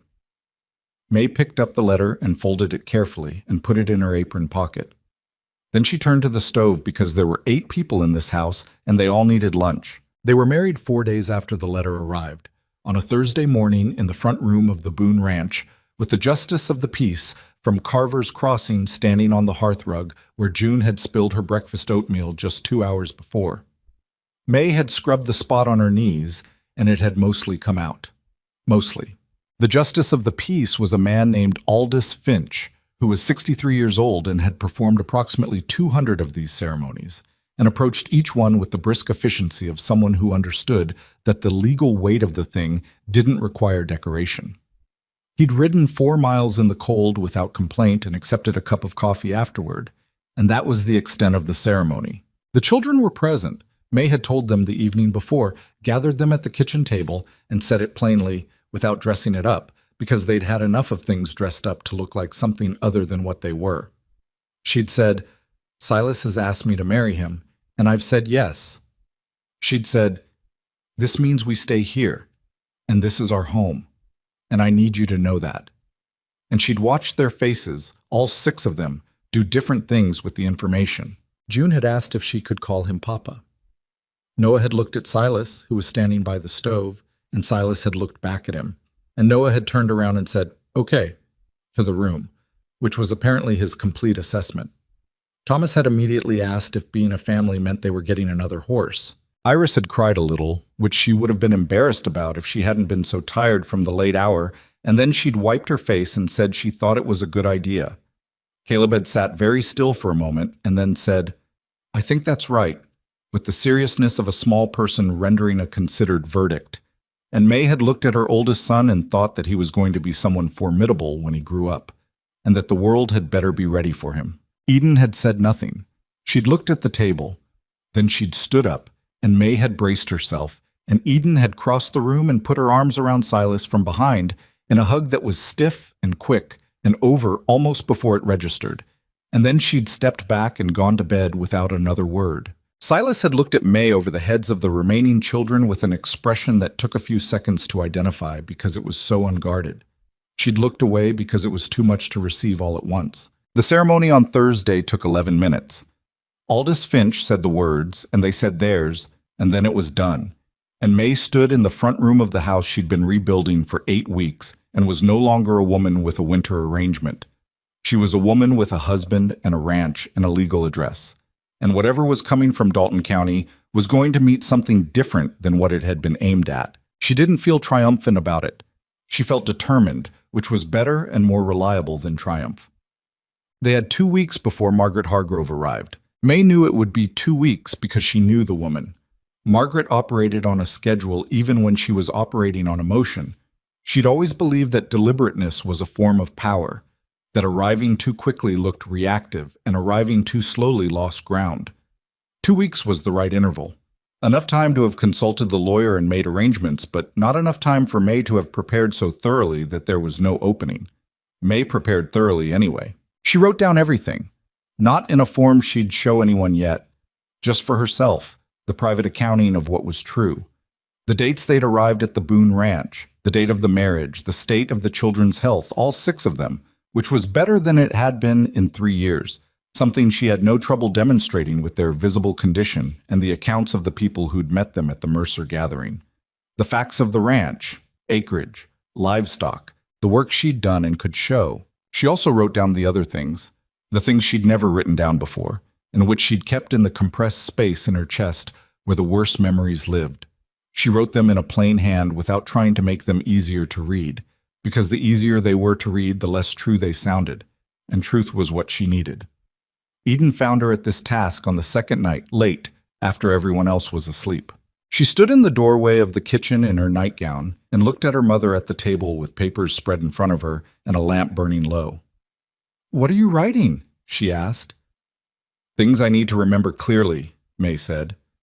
Eden came to the table and stood there for a moment and then pulled out the chair across from May and sat down. She looked at the pages. May didn't cover them, and read a few lines and looked up. "You should have written this years ago," she said. "I know. You should have had someone to give it to years ago." May looked at her daughter. "I know that too." Eden was quiet for a moment, then, "What do you need from me?" May considered. "Tell the truth," she said. "If it comes to that, If anyone asks you anything directly about what our life was like before, well, tell the truth. Not to hurt anyone, just because it's true. Eden looked at her hands on the table. She had May's hands, the same shape of knuckles, and May was always startled when she noticed it. She's going to say you can't provide for us, Eden said. Yes. She's wrong. I know she is. We have to make other people understand that too. Eden looked up. I can do that, she said, with a certainty that was calm rather than aggressive, the certainty of someone who has known something for a while and is only now saying it where it can be heard. May nodded. I know you can.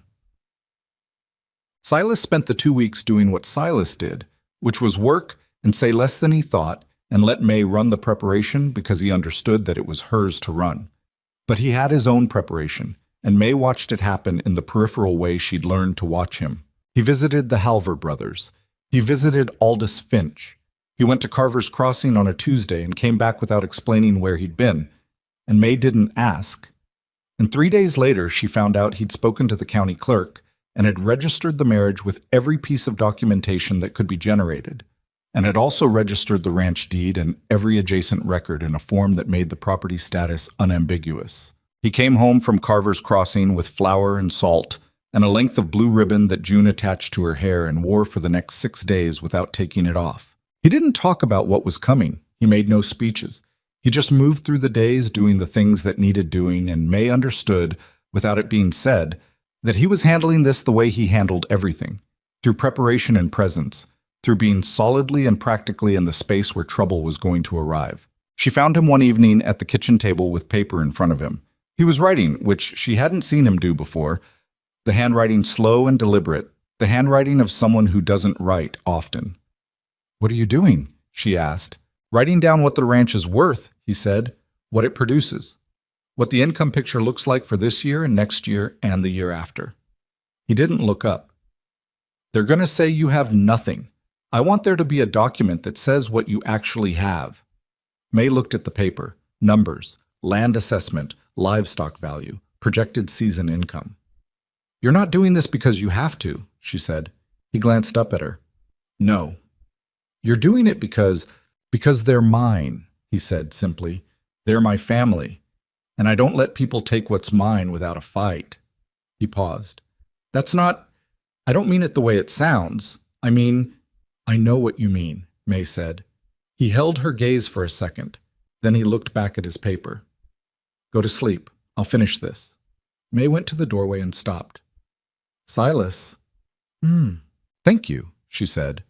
Not like 8 weeks ago, when she'd said it because she had to and he'd brushed it off. This was different, and they both knew it. He didn't brush it off this time. He just nodded, once, still looking at his paper. May went to bed. Margaret Hargrove arrived on a Wednesday, which was exactly 2 weeks after the letter, which meant May had been exactly right about the interval, and took no satisfaction in that at all. She came in a hired conveyance from the Carver's Crossing station, which meant she'd taken the train from Dalton County, which meant she'd invested significantly in this trip and intended to see it through. The lawyer, a man named Prescott, from the look of the case he carried and the cut of his coat, someone who charged well for what he did, sat across from her in the carriage and climbed down after her with the particular confidence of a person who doesn't expect to lose very often. May saw them coming from the front window and had time to compose herself before she opened the door. Behind her, the kitchen sounds had stopped. She didn't look back. She just opened the door and stood in the frame and waited. Margaret Hargrove was 67 and dressed for authority in the way she'd always dressed, the dark wool and the careful hat and the expression she'd worn for as long as May had known her. Not cruel, which would have been easier to argue against, but certain. Certain in the bone-deep way of a woman who had never seriously been wrong in her own assessment and didn't expect to start now. She looked at May. She looked at the house. May, she said. Margaret, May said. The lawyer was already looking around, the ranch yard, the barn, the house itself, taking inventory with the professional eyes of someone who would shortly be producing a narrative and wanted his facts accurate. Mr. Prescott, May said, please come in. She stepped back and let them through. Silas was at the table. He'd positioned himself there deliberately.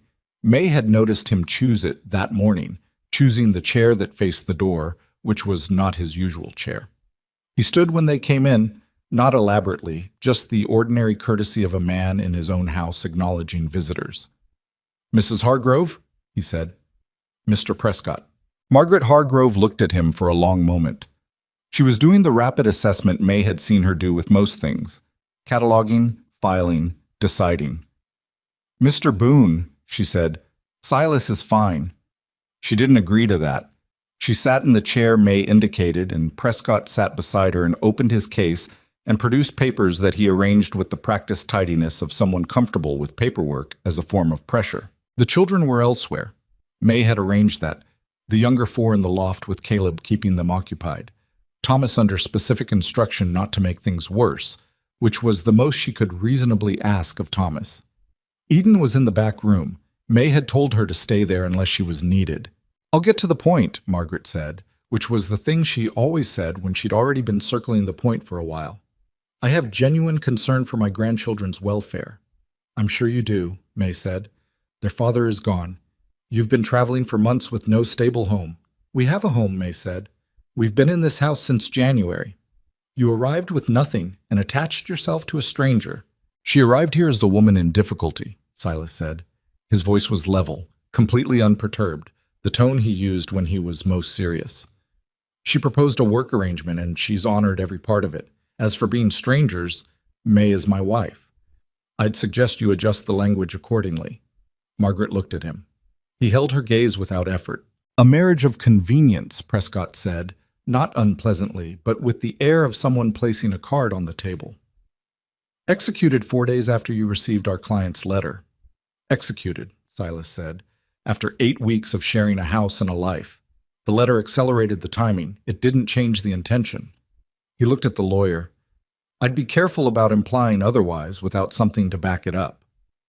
Prescott made a small note. "The children need stability," Margaret said. She'd shifted slightly.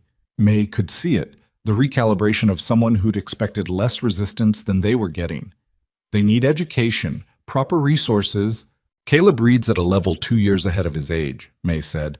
"Iris is learning to draw from observation. Eden can run a household more competently than most grown women I know. Noah learned 6 different rope configurations last week and can identify every tool in that barn by name and purpose. Thomas," she paused, because Thomas was genuinely difficult to make a case for in a sentence. "Thomas is energetic and curious, and he's going to be fine." "And the youngest," Margaret said. "June turned 5 last month, and she knows her letters, and she sings to herself when she's happy, which is most of the time these days." May looked at her former mother-in-law steadily. "They're all right. They were not always all right. They are now." Something shifted in Margaret Hargrove's face. A small thing, quickly controlled. Prescott cleared his throat. "Mrs. Boone, I think what my client is primarily concerned with is the pattern of the past year. The financial instability, the circumstances that led to this situation." "The circumstances," May said. "You mean the marriage?" Do you mean my husband's death?" May said. "Or do you mean the years before his death that made his death something other than a tragedy?" Prescott looked at her sharply. "Because if you're going to talk about the circumstances," May said, "let's talk about all of them." The room went quiet in a particular way. Margaret had gone very still. "May," she said, and her voice had changed. The certainty was still there, but something under it had shifted, something more defensive. "I stayed 11 years, May said. "I stayed because I thought it would get better, and because I had children I was trying to protect, and because the way your son operated was very specifically designed to make leaving feel impossible and staying feel like the lesser harm. I stayed too long. I know that. But I left." She looked at Margaret directly. "I left with 6 children and no resources because I had concluded that what we were living in was worse than whatever came after it. And what came after it was hard. It was very hard. But none of my children have a single bruise on them right now that doesn't come from ordinary playing outside. And I'd like you to think about whether you can say the same about the years before I left." Margaret's jaw was tight. "Daniel was not a man who left visible marks," May said. "You know that's true, Margaret. You've always known it. And I think you've spent some portion of your energy since he died deciding what to do with that knowledge. She paused. I'm not asking you to condemn him. He was your son. I'm asking you to not come into this house and tell me that removing myself and my children from that situation was an instability that disqualifies me from raising them. The silence stretched. Outside, somewhere far from the house, one of the horses made a sound. The fire in the other room snapped once. Prescott was looking at his papers, though May had the impression he wasn't actually reading them. Silas hadn't moved. He was sitting at the table with his hands on its surface, and he looked like a man who could sit exactly like that for as long as was necessary. Yes, it was Eden who came out. May hadn't asked her to. She heard the door open and looked back, and there was her daughter in the kitchen doorway, fully dressed, standing with her arms at her sides in the particular posture that meant she'd made a decision and wasn't open to argument about it. Margaret Hargrove looked at her granddaughter. Eden looked back. Eden, Margaret said, and there was something in it, genuine. That much was real. Whatever else was complicated about Margaret Hargrove, she'd had a feeling about her grandchildren that wasn't manufactured. May had always known that, which was part of what made this hard. Grandmother, Eden said, we're trying to... I know what you're trying to do, Eden said. She came into the room and stopped near the table, near Silas, which May thought was conscious. You think Mama can't take care of us? Or you think there's a better situation for us? She looked at Prescott. Can I say something? Prescott looked surprised that he'd been directly addressed by a 15-year-old. Of course. I've been in a lot of situations, Eden said. I've been in the situation before Daddy died, and I've been in the situation after, and I've been in this one for 8 weeks now. She said it like someone presenting a set of data points. This is the first place in my whole memory where I haven't been waiting for something bad to happen. That's not because nothing bad can happen here.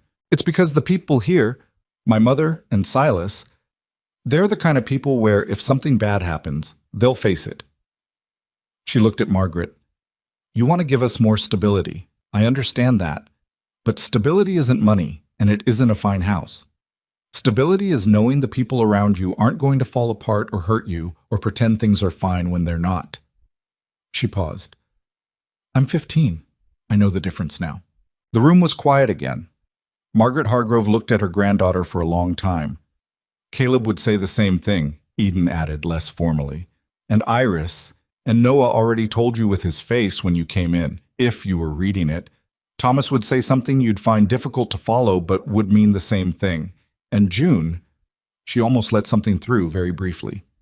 June sings. She's been singing for about 3 weeks. I hadn't heard her sing since she was 2. Margaret pressed her fingers together in her lap.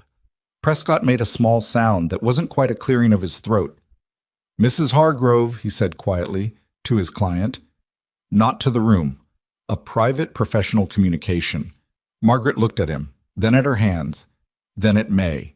And May looked back at the woman who had been her adversary by temperament and her family by circumstance, and who was sitting in a chair in May's house looking, for the first time in May's experience, like someone who wasn't entirely sure she was right. I want to see them, Margaret said. The children. All right, May said. I'm not...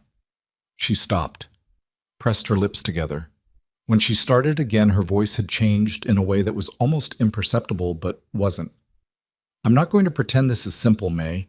You and I are not going to be friends. I know that. I know that too, May said. But I want to see that they're all right, with my own eyes.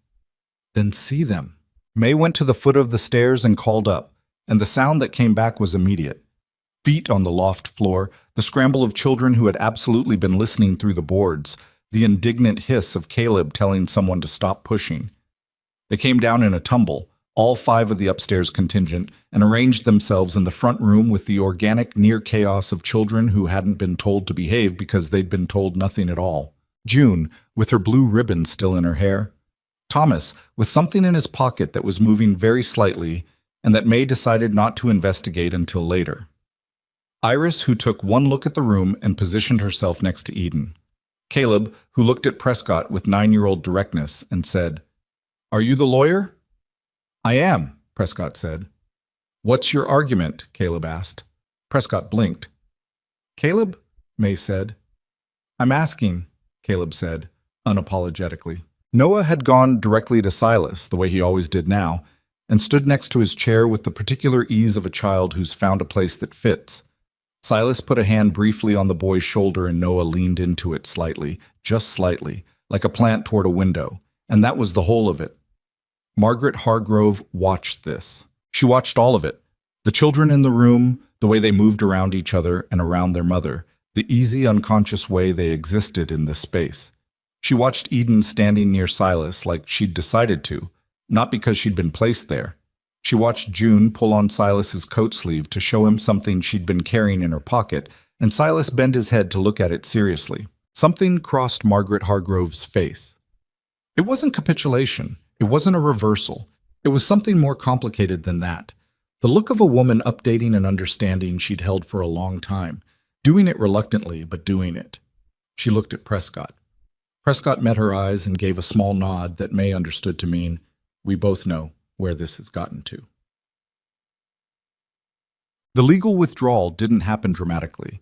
There was no moment of speech, no formal concession. Prescott spent 20 minutes in quiet conversation with Silas at the table about the ranch records. Silas produced the document he'd prepared and the marriage certificate and the county registration. And when that was done, Prescott made several notations and said that he believed the situation was clear, and that his client's primary concern had always been the welfare of the children, and that based on what he'd seen today, he was satisfied that concern was being addressed. May stood in the kitchen and kept her hands busy so they'd stop wanting to shake. Margaret asked if she could sit with the children for an hour before she went. May said yes. She put the younger three in the front room with their grandmother and stayed in the kitchen, and she could hear the conversation from where she was. June's voice, high and narrating something. Thomas's abrupt contributions. Noah's more cautious answers to questions. She heard Margaret laugh once, just once, a short sound she probably hadn't planned on. Silas came into the kitchen. He poured himself coffee and stood near the window, looking out at the yard.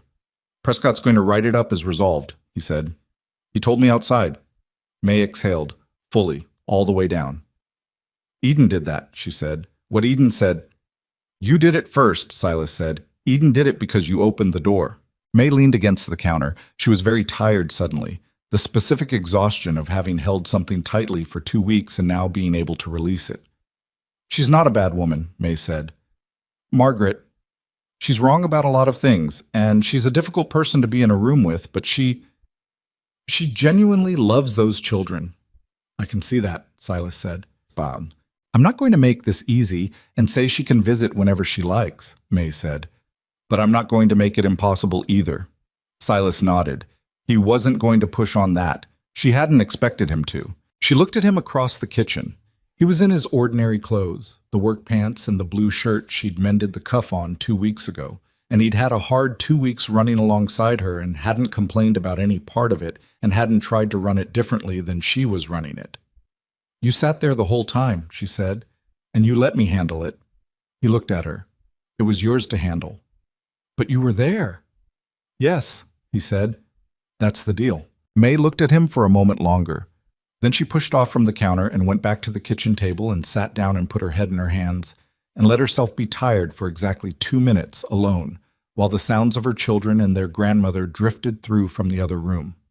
Then she raised her head. Silas was looking out the window still.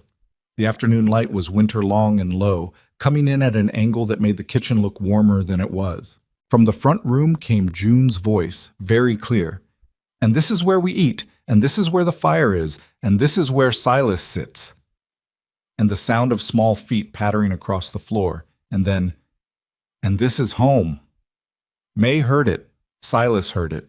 He turned from the window and looked at her, and she looked back at him, and it was just a moment in a kitchen with old paint and a mended cuff and cold afternoon light, and nothing about it was particularly remarkable. And yet, May Carter, May Boone, put her hands flat on the table in front of her and breathed. Outside, the winter held on, the way winter does, cold and stubborn, and not finished yet. But the house was full of the sound of living, and the last shadow that had been following them across 3 years and 11 miles of frozen frontier had finally, fully, gone still. Margaret Hargrove left on a Thursday afternoon, the same way she'd arrived, deliberate, composed, the hired conveyance waiting at the end of the drive while she said her goodbyes at the porch steps. Prescott had already gone, his work finished, his case closed in the quiet way of things that don't require a formal ending to be ended. The goodbye was not warm, exactly. May hadn't expected warm. But it was honest, which was rare and worth more. Margaret stood at the bottom of the porch steps and looked at June, who was holding May's hand and looking back with the frank curiosity of a 5-year-old who had not yet learned to make interactions complicated. Margaret bent slightly and touched June's cheek with one gloved hand, just briefly, just a touch.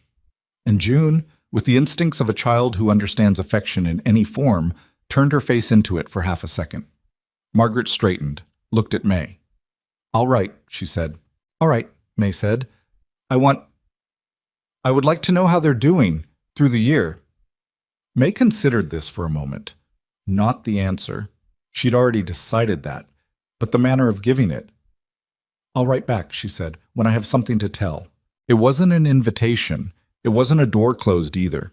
Margaret understood both things. She nodded once with the precision of a woman who had spent 67 years communicating in small, exact gestures, and turned and walked to the carriage. May watched the conveyance until it rounded the tree line and was gone. Then she stood on the porch for a moment in the cold with June at her side and breathed the particular air of a thing fully finished. It wasn't triumphant, that air. It was just clear. The kind of clear that comes after weather. "Is she gone?" June asked. "She's gone." "Is she coming back?" May thought about it. "Maybe. Someday." June absorbed this. "Okay," she said, and went inside to find Thomas, which was her default activity when the world required processing. Neat. Winter broke slowly that year, the way it sometimes does in that country. Not a clean arrival of warmth, but a long negotiation. A few warm days followed by cold returning, the snow retreating by degrees, the mud arriving to replace it, which was its own kind of hardship. May had learned from her first weeks on the ranch that there was no graceful transition between seasons out here. Winter left the way a difficult tenant leaves, reluctantly, making a mess of the place on the way out. The ranch came through it in reasonable shape. The south barn wall held, the repair Silas had flagged made it through without worsening, though he got to it in March anyway, with Caleb as his assistant, the two of them out there 2 days with boards and tools, and a running argument about the correct approach that May could hear in fragments from the kitchen. And that ended, from what she could tell, with Silas being right but willing to admit that Caleb's method had some merit. That was a thing May noticed about Silas with the children. He didn't assume he was always right just because he was the adult, and he didn't pretend to certainties he didn't have. When Iris asked him something he didn't know, he said he didn't know. When Thomas's endless mechanical disassembly of things led him to a conclusion about why the pump handle was sticking, a conclusion that turned out to be correct, Silas said so directly and without making a production of it, which earned him more ground with Thomas than a year of ordinary interaction might have. He wasn't their father in the sense of replacing something. He was just present, steady. The kind of steady that didn't demand recognition but was there when you needed to lean against it. Noah was the one who said it first, out loud, in the direct, uncomplicated way that Noah said everything. It was a morning in late February, and Silas had been out early checking on the horses, and when he came back and stomping snow off his boots, Noah looked up from the table and said, "Papa, can I come out with you after breakfast?" Silas went still for just a second. Just one, then, "Yes," he said. "Eat first." Noah went back to eating. May was at the stove with her back to the room, and she kept her face toward the stove and kept her hands moving and didn't say anything, because some things don't need commentary, and some moments should be allowed to be exactly what they are without being underlined. Later, when the boys were outside and the kitchen was briefly quiet, Eden came and stood beside May, and they washed dishes together without speaking, the way they'd learned to stand in the same space without needing to fill it. After a while, Eden said, "He went red, you know," when Noah said it, just for a second, in his ears. "I know," May said. I don't know. That's the right response to it." Eden dried a cup slowly. Someone who went red is someone who understood what it meant. May looked at her daughter, 15 years old with an old person's understanding of what mattered in the behavior of adults.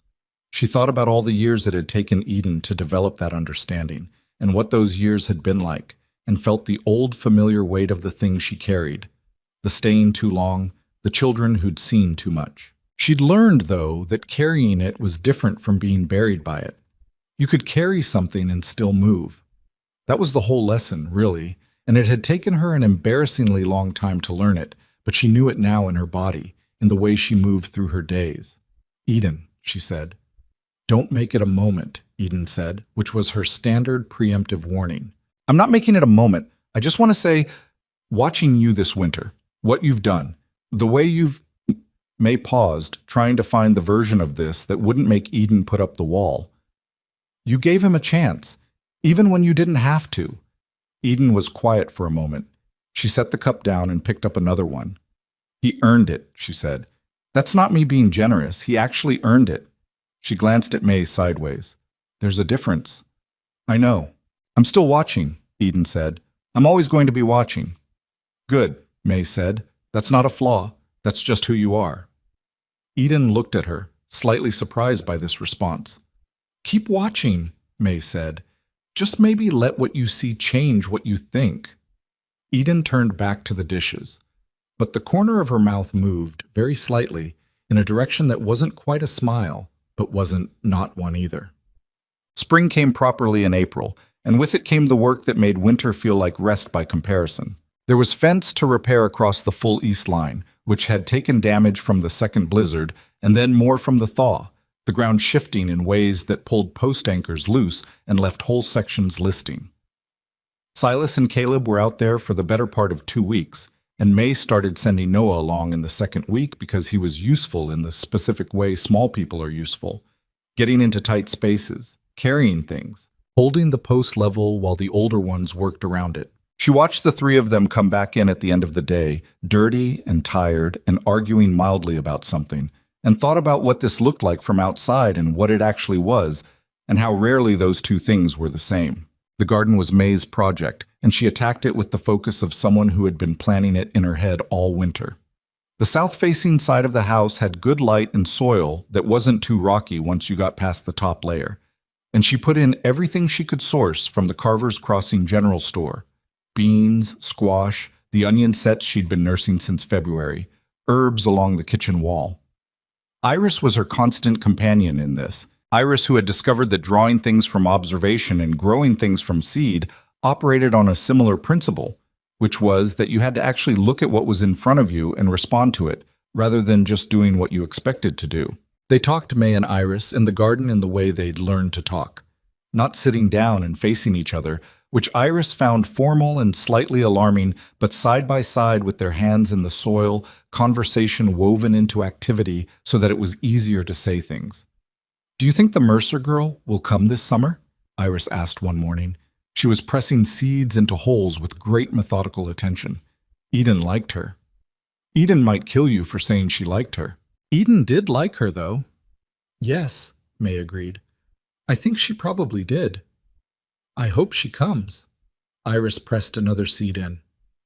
"Eden should have a friend. She's been taking care of everyone for so long she doesn't have—" She stopped, reconsidered. "She doesn't have things that are just hers." May looked at her middle daughter and thought, 11 years old, and she can see that. "I'll talk to Clara Mercer next time we're in town," May said. "See about an invitation. Don't make it obvious. I'll be subtle." Iris looked at her with the expression that meant she had doubts about this. "I can be subtle," May said. "You're good at a lot of things, Mama. But not that. I didn't say that." May laughed, actually laughed, out loud in the morning garden, and Iris grinned at the ground, satisfied. It was May when Silas and May had their first real argument. Not the first disagreement. There had been those practical frictions about the ranch and the children and how things were done, and they'd navigated those without much damage. This was different. This was the kind of argument that comes when two people have been careful with each other long enough that the carefulness starts to become its own kind of pressure, and something finally says what it's been not saying. It started with money, the way a lot of things start. Specifically, with May finding that Silas had turned down a reasonable offer from the Halver brothers to share the cost of a new water pump and had instead committed to buying the whole thing himself without consulting her. She found out from Ben Halver, who mentioned it casually when he came by to discuss the east fence repair, and she kept her face neutral for the rest of that conversation, and then went and found Silas in the barn. "You told Ben Halver we'd cover the full cost of the pump," she said. Silas looked up from what he was doing. He read her face. "Yes." "Without asking me." "It's my ranch." He stopped. She watched him hear what he'd said. "It's your ranch," May repeated. The barn was quiet. "That's not what I meant," he said. "What did you mean?" "I meant the finances are something I've always handled alone, and I—" He stopped again, looked at her. "That's not an excuse." "No, it's not." "May, I've been running this household since January," May said. "I know what comes in and what goes out, and I know what we can carry and what we can't, and you making decisions about expenditure without me is—" She pulled a breath in. "It's the kind of thing I'm not able to let pass, not because of the money, because of what it means." Silas was quiet for a long moment. The horses shifted in the stalls behind him. "You're right," he said. Not immediately, not reflexively, after actually thinking about it, which was slower and worth more. "I know I'm right," May said. "I want to know if you understand why." He looked at her steadily. "Because you spent years in a situation where your voice about practical things didn't count, and you're not doing that again." May held his gaze. "No," she said, "I'm not." "I'll talk to Ben," he said. "See if the original split is still possible." "I already know it is." "He mentioned it assuming I knew." Silas pressed his lips together briefly. "All right." They stood in the barn in the particular charged air of an argument that has found its point and isn't going anywhere further. "This is going to happen again," May said. "Not the money, necessarily, but something like it. You're used to doing things alone." "I know. And I'm going to say something about it when it does." "I know that too," he said, and there was something in his tone that wasn't quite wry and wasn't quite resigned and was honest in a way that she could work with. "Good," May said, and turned and walked out of the barn. She was halfway to the house when she heard him come out behind her. "May." She turned. He was standing in the barn doorway with the afternoon light behind him, and he looked like what he was. A man who had spent 3 years getting used to answering to nobody and was learning, slowly and imperfectly, what it meant not to. "I'm going to get it wrong sometimes," he said. "I'm telling you that up front." "I know," she said. "So am I." He held her gaze for a moment. Then he nodded, once. She went inside. He went back to the barn. By dinner, the argument was not forgotten, but it was behind them, integrated into the actual texture of what they were, rather than left as a wound. And that was the only way May knew to handle the things that went wrong between people. Not pretend they hadn't happened, just absorb them into the ongoing reality and keep moving. Summer arrived and the ranch expanded into it. The garden produced beyond what May had projected, partly because the soil was better than it looked once you put effort into it, and partly because Iris turned out to have a genuine talent for growing things, some innate patience with the pace of it. They had more squash than they could eat, and traded the surplus to the Halver brothers for lumber, which Silas used to extend the tool shed, which meant he stopped having to leave things in the barn where they collected hay and horsehair and Thomas's investigations. Thomas had discovered, sometime in June, that he was interested in how things moved, specifically the mechanical question of it, not just taking things apart to see what was inside, which was his longtime habit, but understanding the principle of motion itself. He had cornered Silas one afternoon with a wagon wheel and a series of questions about axle friction, and Silas had answered them to the best of his ability and then sent to Carver's Crossing for a book on the subject. And Thomas had read it in 4 days and come back with more questions. Silas didn't have all the answers. He said so. "There's a man in Carver's Crossing," he told Thomas. "Name of Garrett. He's a machinist. He knows more about this than I do." Thomas looked at him. "Can we go talk to him? Next time we go in?" "When's next time?" "Thomas, I'm just asking." They went the following Tuesday, and Thomas spent 2 hours with the machinist, and came home that evening in a state of vibrating excitement that took until 9 o'clock to wind down enough for sleep. May sat on the porch with Silas after the children were down, and they listened to the summer night. Crickets, the distant movement of the horses, the warm dark full of small sounds. And Silas said, "That boy is going to build something someday." And May said, something we probably can't predict, and Silas almost smiled. She noticed that more as the months went on. The almost smiles that had started in winter becoming more frequent, coming more easily. Not a transformation. Silas was never going to be a man who laughed loudly at things or performed ease he didn't feel. But the quality of his presence in the house had shifted in some way that was hard to name. He occupied the space differently. He put his coat on the hook inside the door now instead of just inside the barn. A small thing. The kind of small thing that tells you a person has decided they're somewhere, not just somewhere they're passing through. One evening in July, May came downstairs after putting June to bed and found Silas at the kitchen table with Clara's journal in front of him, not reading it, just sitting with it, his hand resting on the cover. He looked up when she came in. She sat across from him. "You don't have to put it away," she said. "I know." He looked at it. "I was thinking about something she wrote. Early on, before things got complicated, she used to write about the ranch like it was a character in something, like it had intentions." "What kind of intentions?" "She thought it wanted to be full," Silas said. "Full of people, full of noise. She said it felt to her like a place that was waiting for something to happen in it." May looked around the kitchen.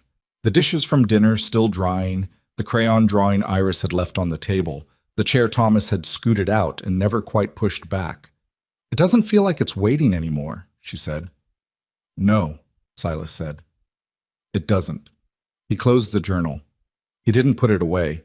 It sat between them on the table for a moment, that small, worn thing that had carried a dead woman's best thoughts. "She was right about you," May said. "What she wrote, about the children. I know. Are you all right with that? With her being right about it?" He looked at the journal for a moment, then up at May. "I think so," he said.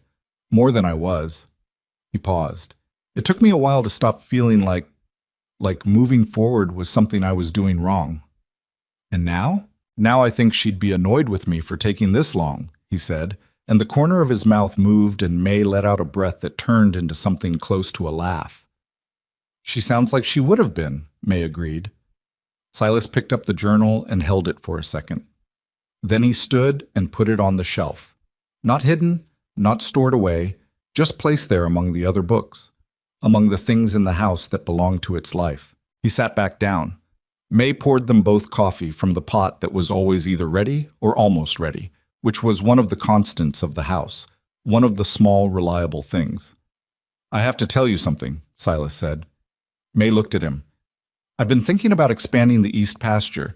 There's a section past the fence line that Garrett, the Garrett who sold the north property 2 years back, not the machinist. He never formally closed the sale on it. It might be available." May looked at him. "I talked to Aldous Finch about it," Silas said. "He thinks there's a legitimate inquiry there." "You talked to Aldous Finch," May said. "Before I talked to you," Silas said. "I know. That's the wrong order." He held her gaze directly. "I wanted to know if it was worth bringing to you first." May was quiet for a moment. "Is it?" she asked. "I think so. The extra pasture would let us carry 6 more head. The income from that over 2 years would cover the cost and then some." He paused. "But it's not my decision alone." May considered this. "You talked to Aldous about the legal question," she said, "not the financial decision." "Right. That's actually the right order," May said. "You verified it was possible before presenting it. That's not the same as deciding without me." Silas looked at her for a moment. "That's a generous read." "It's an accurate read. There's a difference between consulting an expert and making a unilateral call." She picked up her coffee. "I'll think about the pasture. Show me the numbers tomorrow." Something in him settled. Not relief exactly, more like the quiet satisfaction of 2 people finding the shape of how to do things together. Finding it through trial and error and honest conversation. Finding it the only way it can actually be found. Noah turned 7 in August. He announced this approximately 3 weeks in advance and continued announcing it at regular intervals until the day itself, which arrived to find him awake before dawn and downstairs before anyone else, sitting at the kitchen table with the solemn anticipation of a person who has decided something significant is happening and intends to be present for all of it. Silas taught him to ride that day. Not a full lesson. Noah was 7 and the horse was large, and May observed from the fence with her arms crossed in the posture of a woman who was not anxious, who was absolutely not anxious, but a real beginning.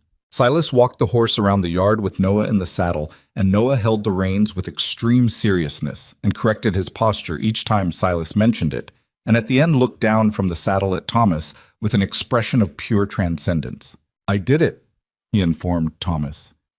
"You walked in a circle," Thomas said. "On a horse. The horse walked. You sat." "Thomas," May said from the fence. Thomas subsided. Noah descended from the saddle with Silas's help and stood on the ground looking up at the horse with the expression of a person who has been introduced to something they're going to spend a long time with.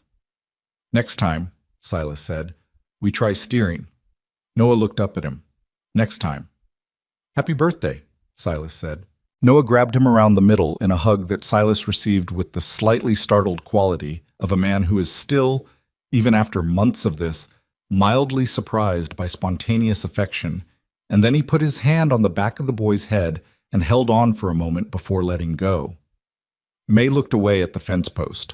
The wood was weathered and needed treatment before winter. She made a note of that. Eden turned 16 in September. She asked for one thing, a trip to Carver's Crossing on her own, or as close to on her own as May was going to allow. She'd been corresponding with Lily Mercer since spring. May's quiet word to Clara Mercer had worked, as had the invitation and several subsequent visits. And Lily was going to be in town that Saturday, and Eden wanted to meet her without younger siblings. May agreed. She arranged for Eden to ride in with the Halver brothers, who went to town every other Saturday and were reliable and not the sort to ask unnecessary questions. Eden left that Saturday morning in the best clothes she had, which were not remarkable but were clean and pressed, and she'd done something with her hair that required 3 attempts and a mirror, which May knew because she'd heard the frustrated sounds through the door and then the eventual sound of a person who'd gotten what they wanted and would not be mentioning the attempts. She was home by supper, sunburned from the autumn sun, and carrying a small package and talking more than she normally talked. She described the afternoon in the clipped, edited way she described most things, filtering heavily, giving the approved version. But the fullness in her face told the actual story, the look of a person who had spent a day just being a young woman in a town, with a friend her own age, without being anyone's caretaker or anyone's sentinel. Silas asked her what she'd brought back in the package. Eden looked at him as if measuring whether the question was safe. Decided it was. "Drawing pencils," she said. "The kind Iris wanted. They had them at the supply store." Silas nodded. "She'll be glad of those." Eden put the package on the table for Iris, who found it at dinner and reacted with a reverence suitable for something far more expensive. Eden ate her meal without commenting on this, but May saw her watching, and saw in her watching a quality she recognized from nowhere so much as her own face in the mirror. The particular careful joy of a person who is given something that landed exactly right. She was still her mother's daughter.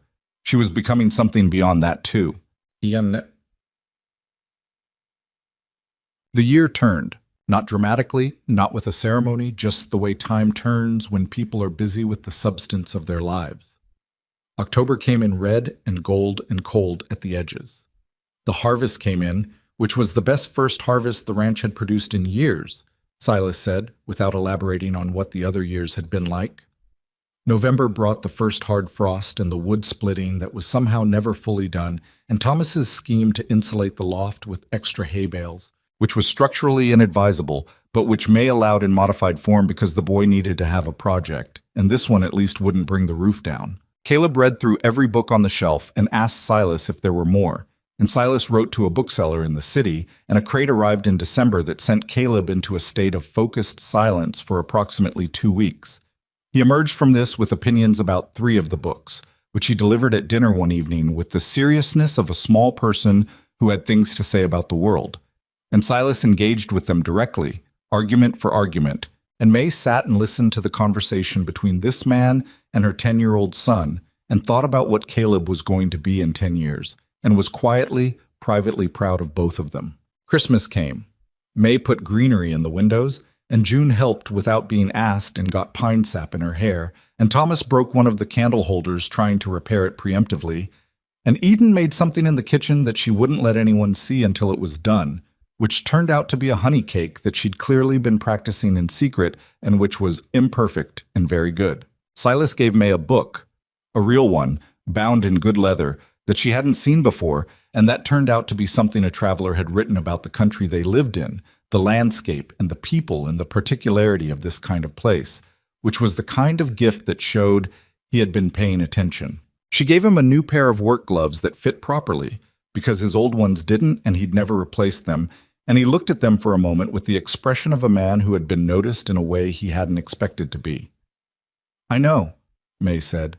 "Practical." "I like practical," he said. It was a Sunday evening in late winter, 1 year and some weeks after that first knock on the door, that May sat on the porch in the cold and looked at the ranch. The barn had its light on, which meant Silas was still out there doing the last checks. Through the kitchen window, she could see the lamp burning and the shape of Eden moving in the kitchen, starting something for tomorrow. From upstairs came the muffled sounds of the boys' bedtime, which always included at least one argument that resolved itself before anyone adult had to intervene. June appeared at the front door. "Mama, why are you outside? It's cold." "I wanted some air." June considered this with the skepticism of a child who does not personally understand wanting cold air. She came outside anyway and climbed onto the porch bench beside May and leaned against her, and May put her arm around her daughter and felt the small, solid warmth of her. "Is it a thinking kind of sitting?" June asked. "A little bit."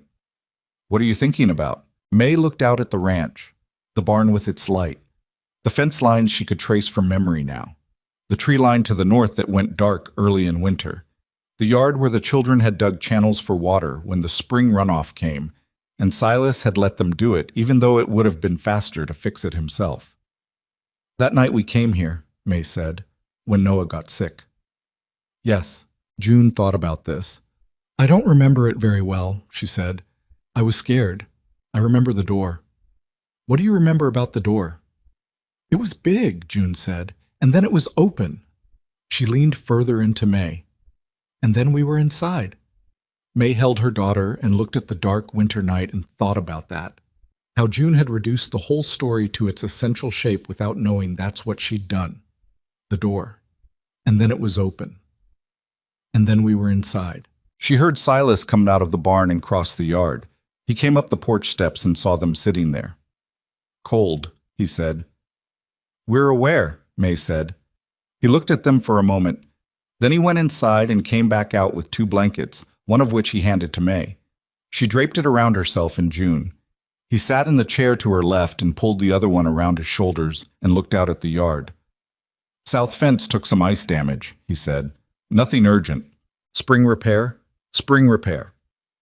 They sat in the cold for a moment. June had gone quiet in the particular way of children approaching sleep without intending to. "1 year?" Silas said. "Just about." He was quiet for a moment. "I've been thinking about the East Pasture deal. If you've decided." "I've decided," May said. "Let's do it." He nodded. Another quiet. The kind they'd gotten comfortable in, the kind that didn't need filling. "Silas," May said. She thought about how to say what she wanted to say. She thought about the woman she'd been on this porch a year ago, standing in the thin afternoon sun after her first day here, telling herself to stay sitting for just 1 more minute before going back into work. That woman had been so calibrated for loss that she hadn't known what to do with the absence of it, had kept listening for the sound of everything going wrong. She'd learned, slowly and with some backsliding, to stop listening for that. It wasn't that things didn't go wrong. They did. They would. That was just the nature of things. The barn wall cracked. Arguments happened. Thomas remained Thomas. The money was sometimes tight, and the weather was sometimes brutal, and the past was never entirely past. It just moved into a different relationship with the present. But the listening for catastrophe, the braced, constant vigilance that had quieted. Not because she decided to stop, but because the days had given her enough evidence to work with. "I was wrong about what safe was," she said. "I thought it was a place you arrived at. Something stable and finished that you could step into and stop moving." Silas looked at her. "It's not that," May said. "It's just this. People who show up for the thing in front of them. People who open the door." He held her gaze. "I'm glad you opened the door," she said. He was quiet for a long moment. And the way she'd learned was not absence, but the opposite, the fullness of someone who has something real to say and wants to say it right. I wasn't going to, he said.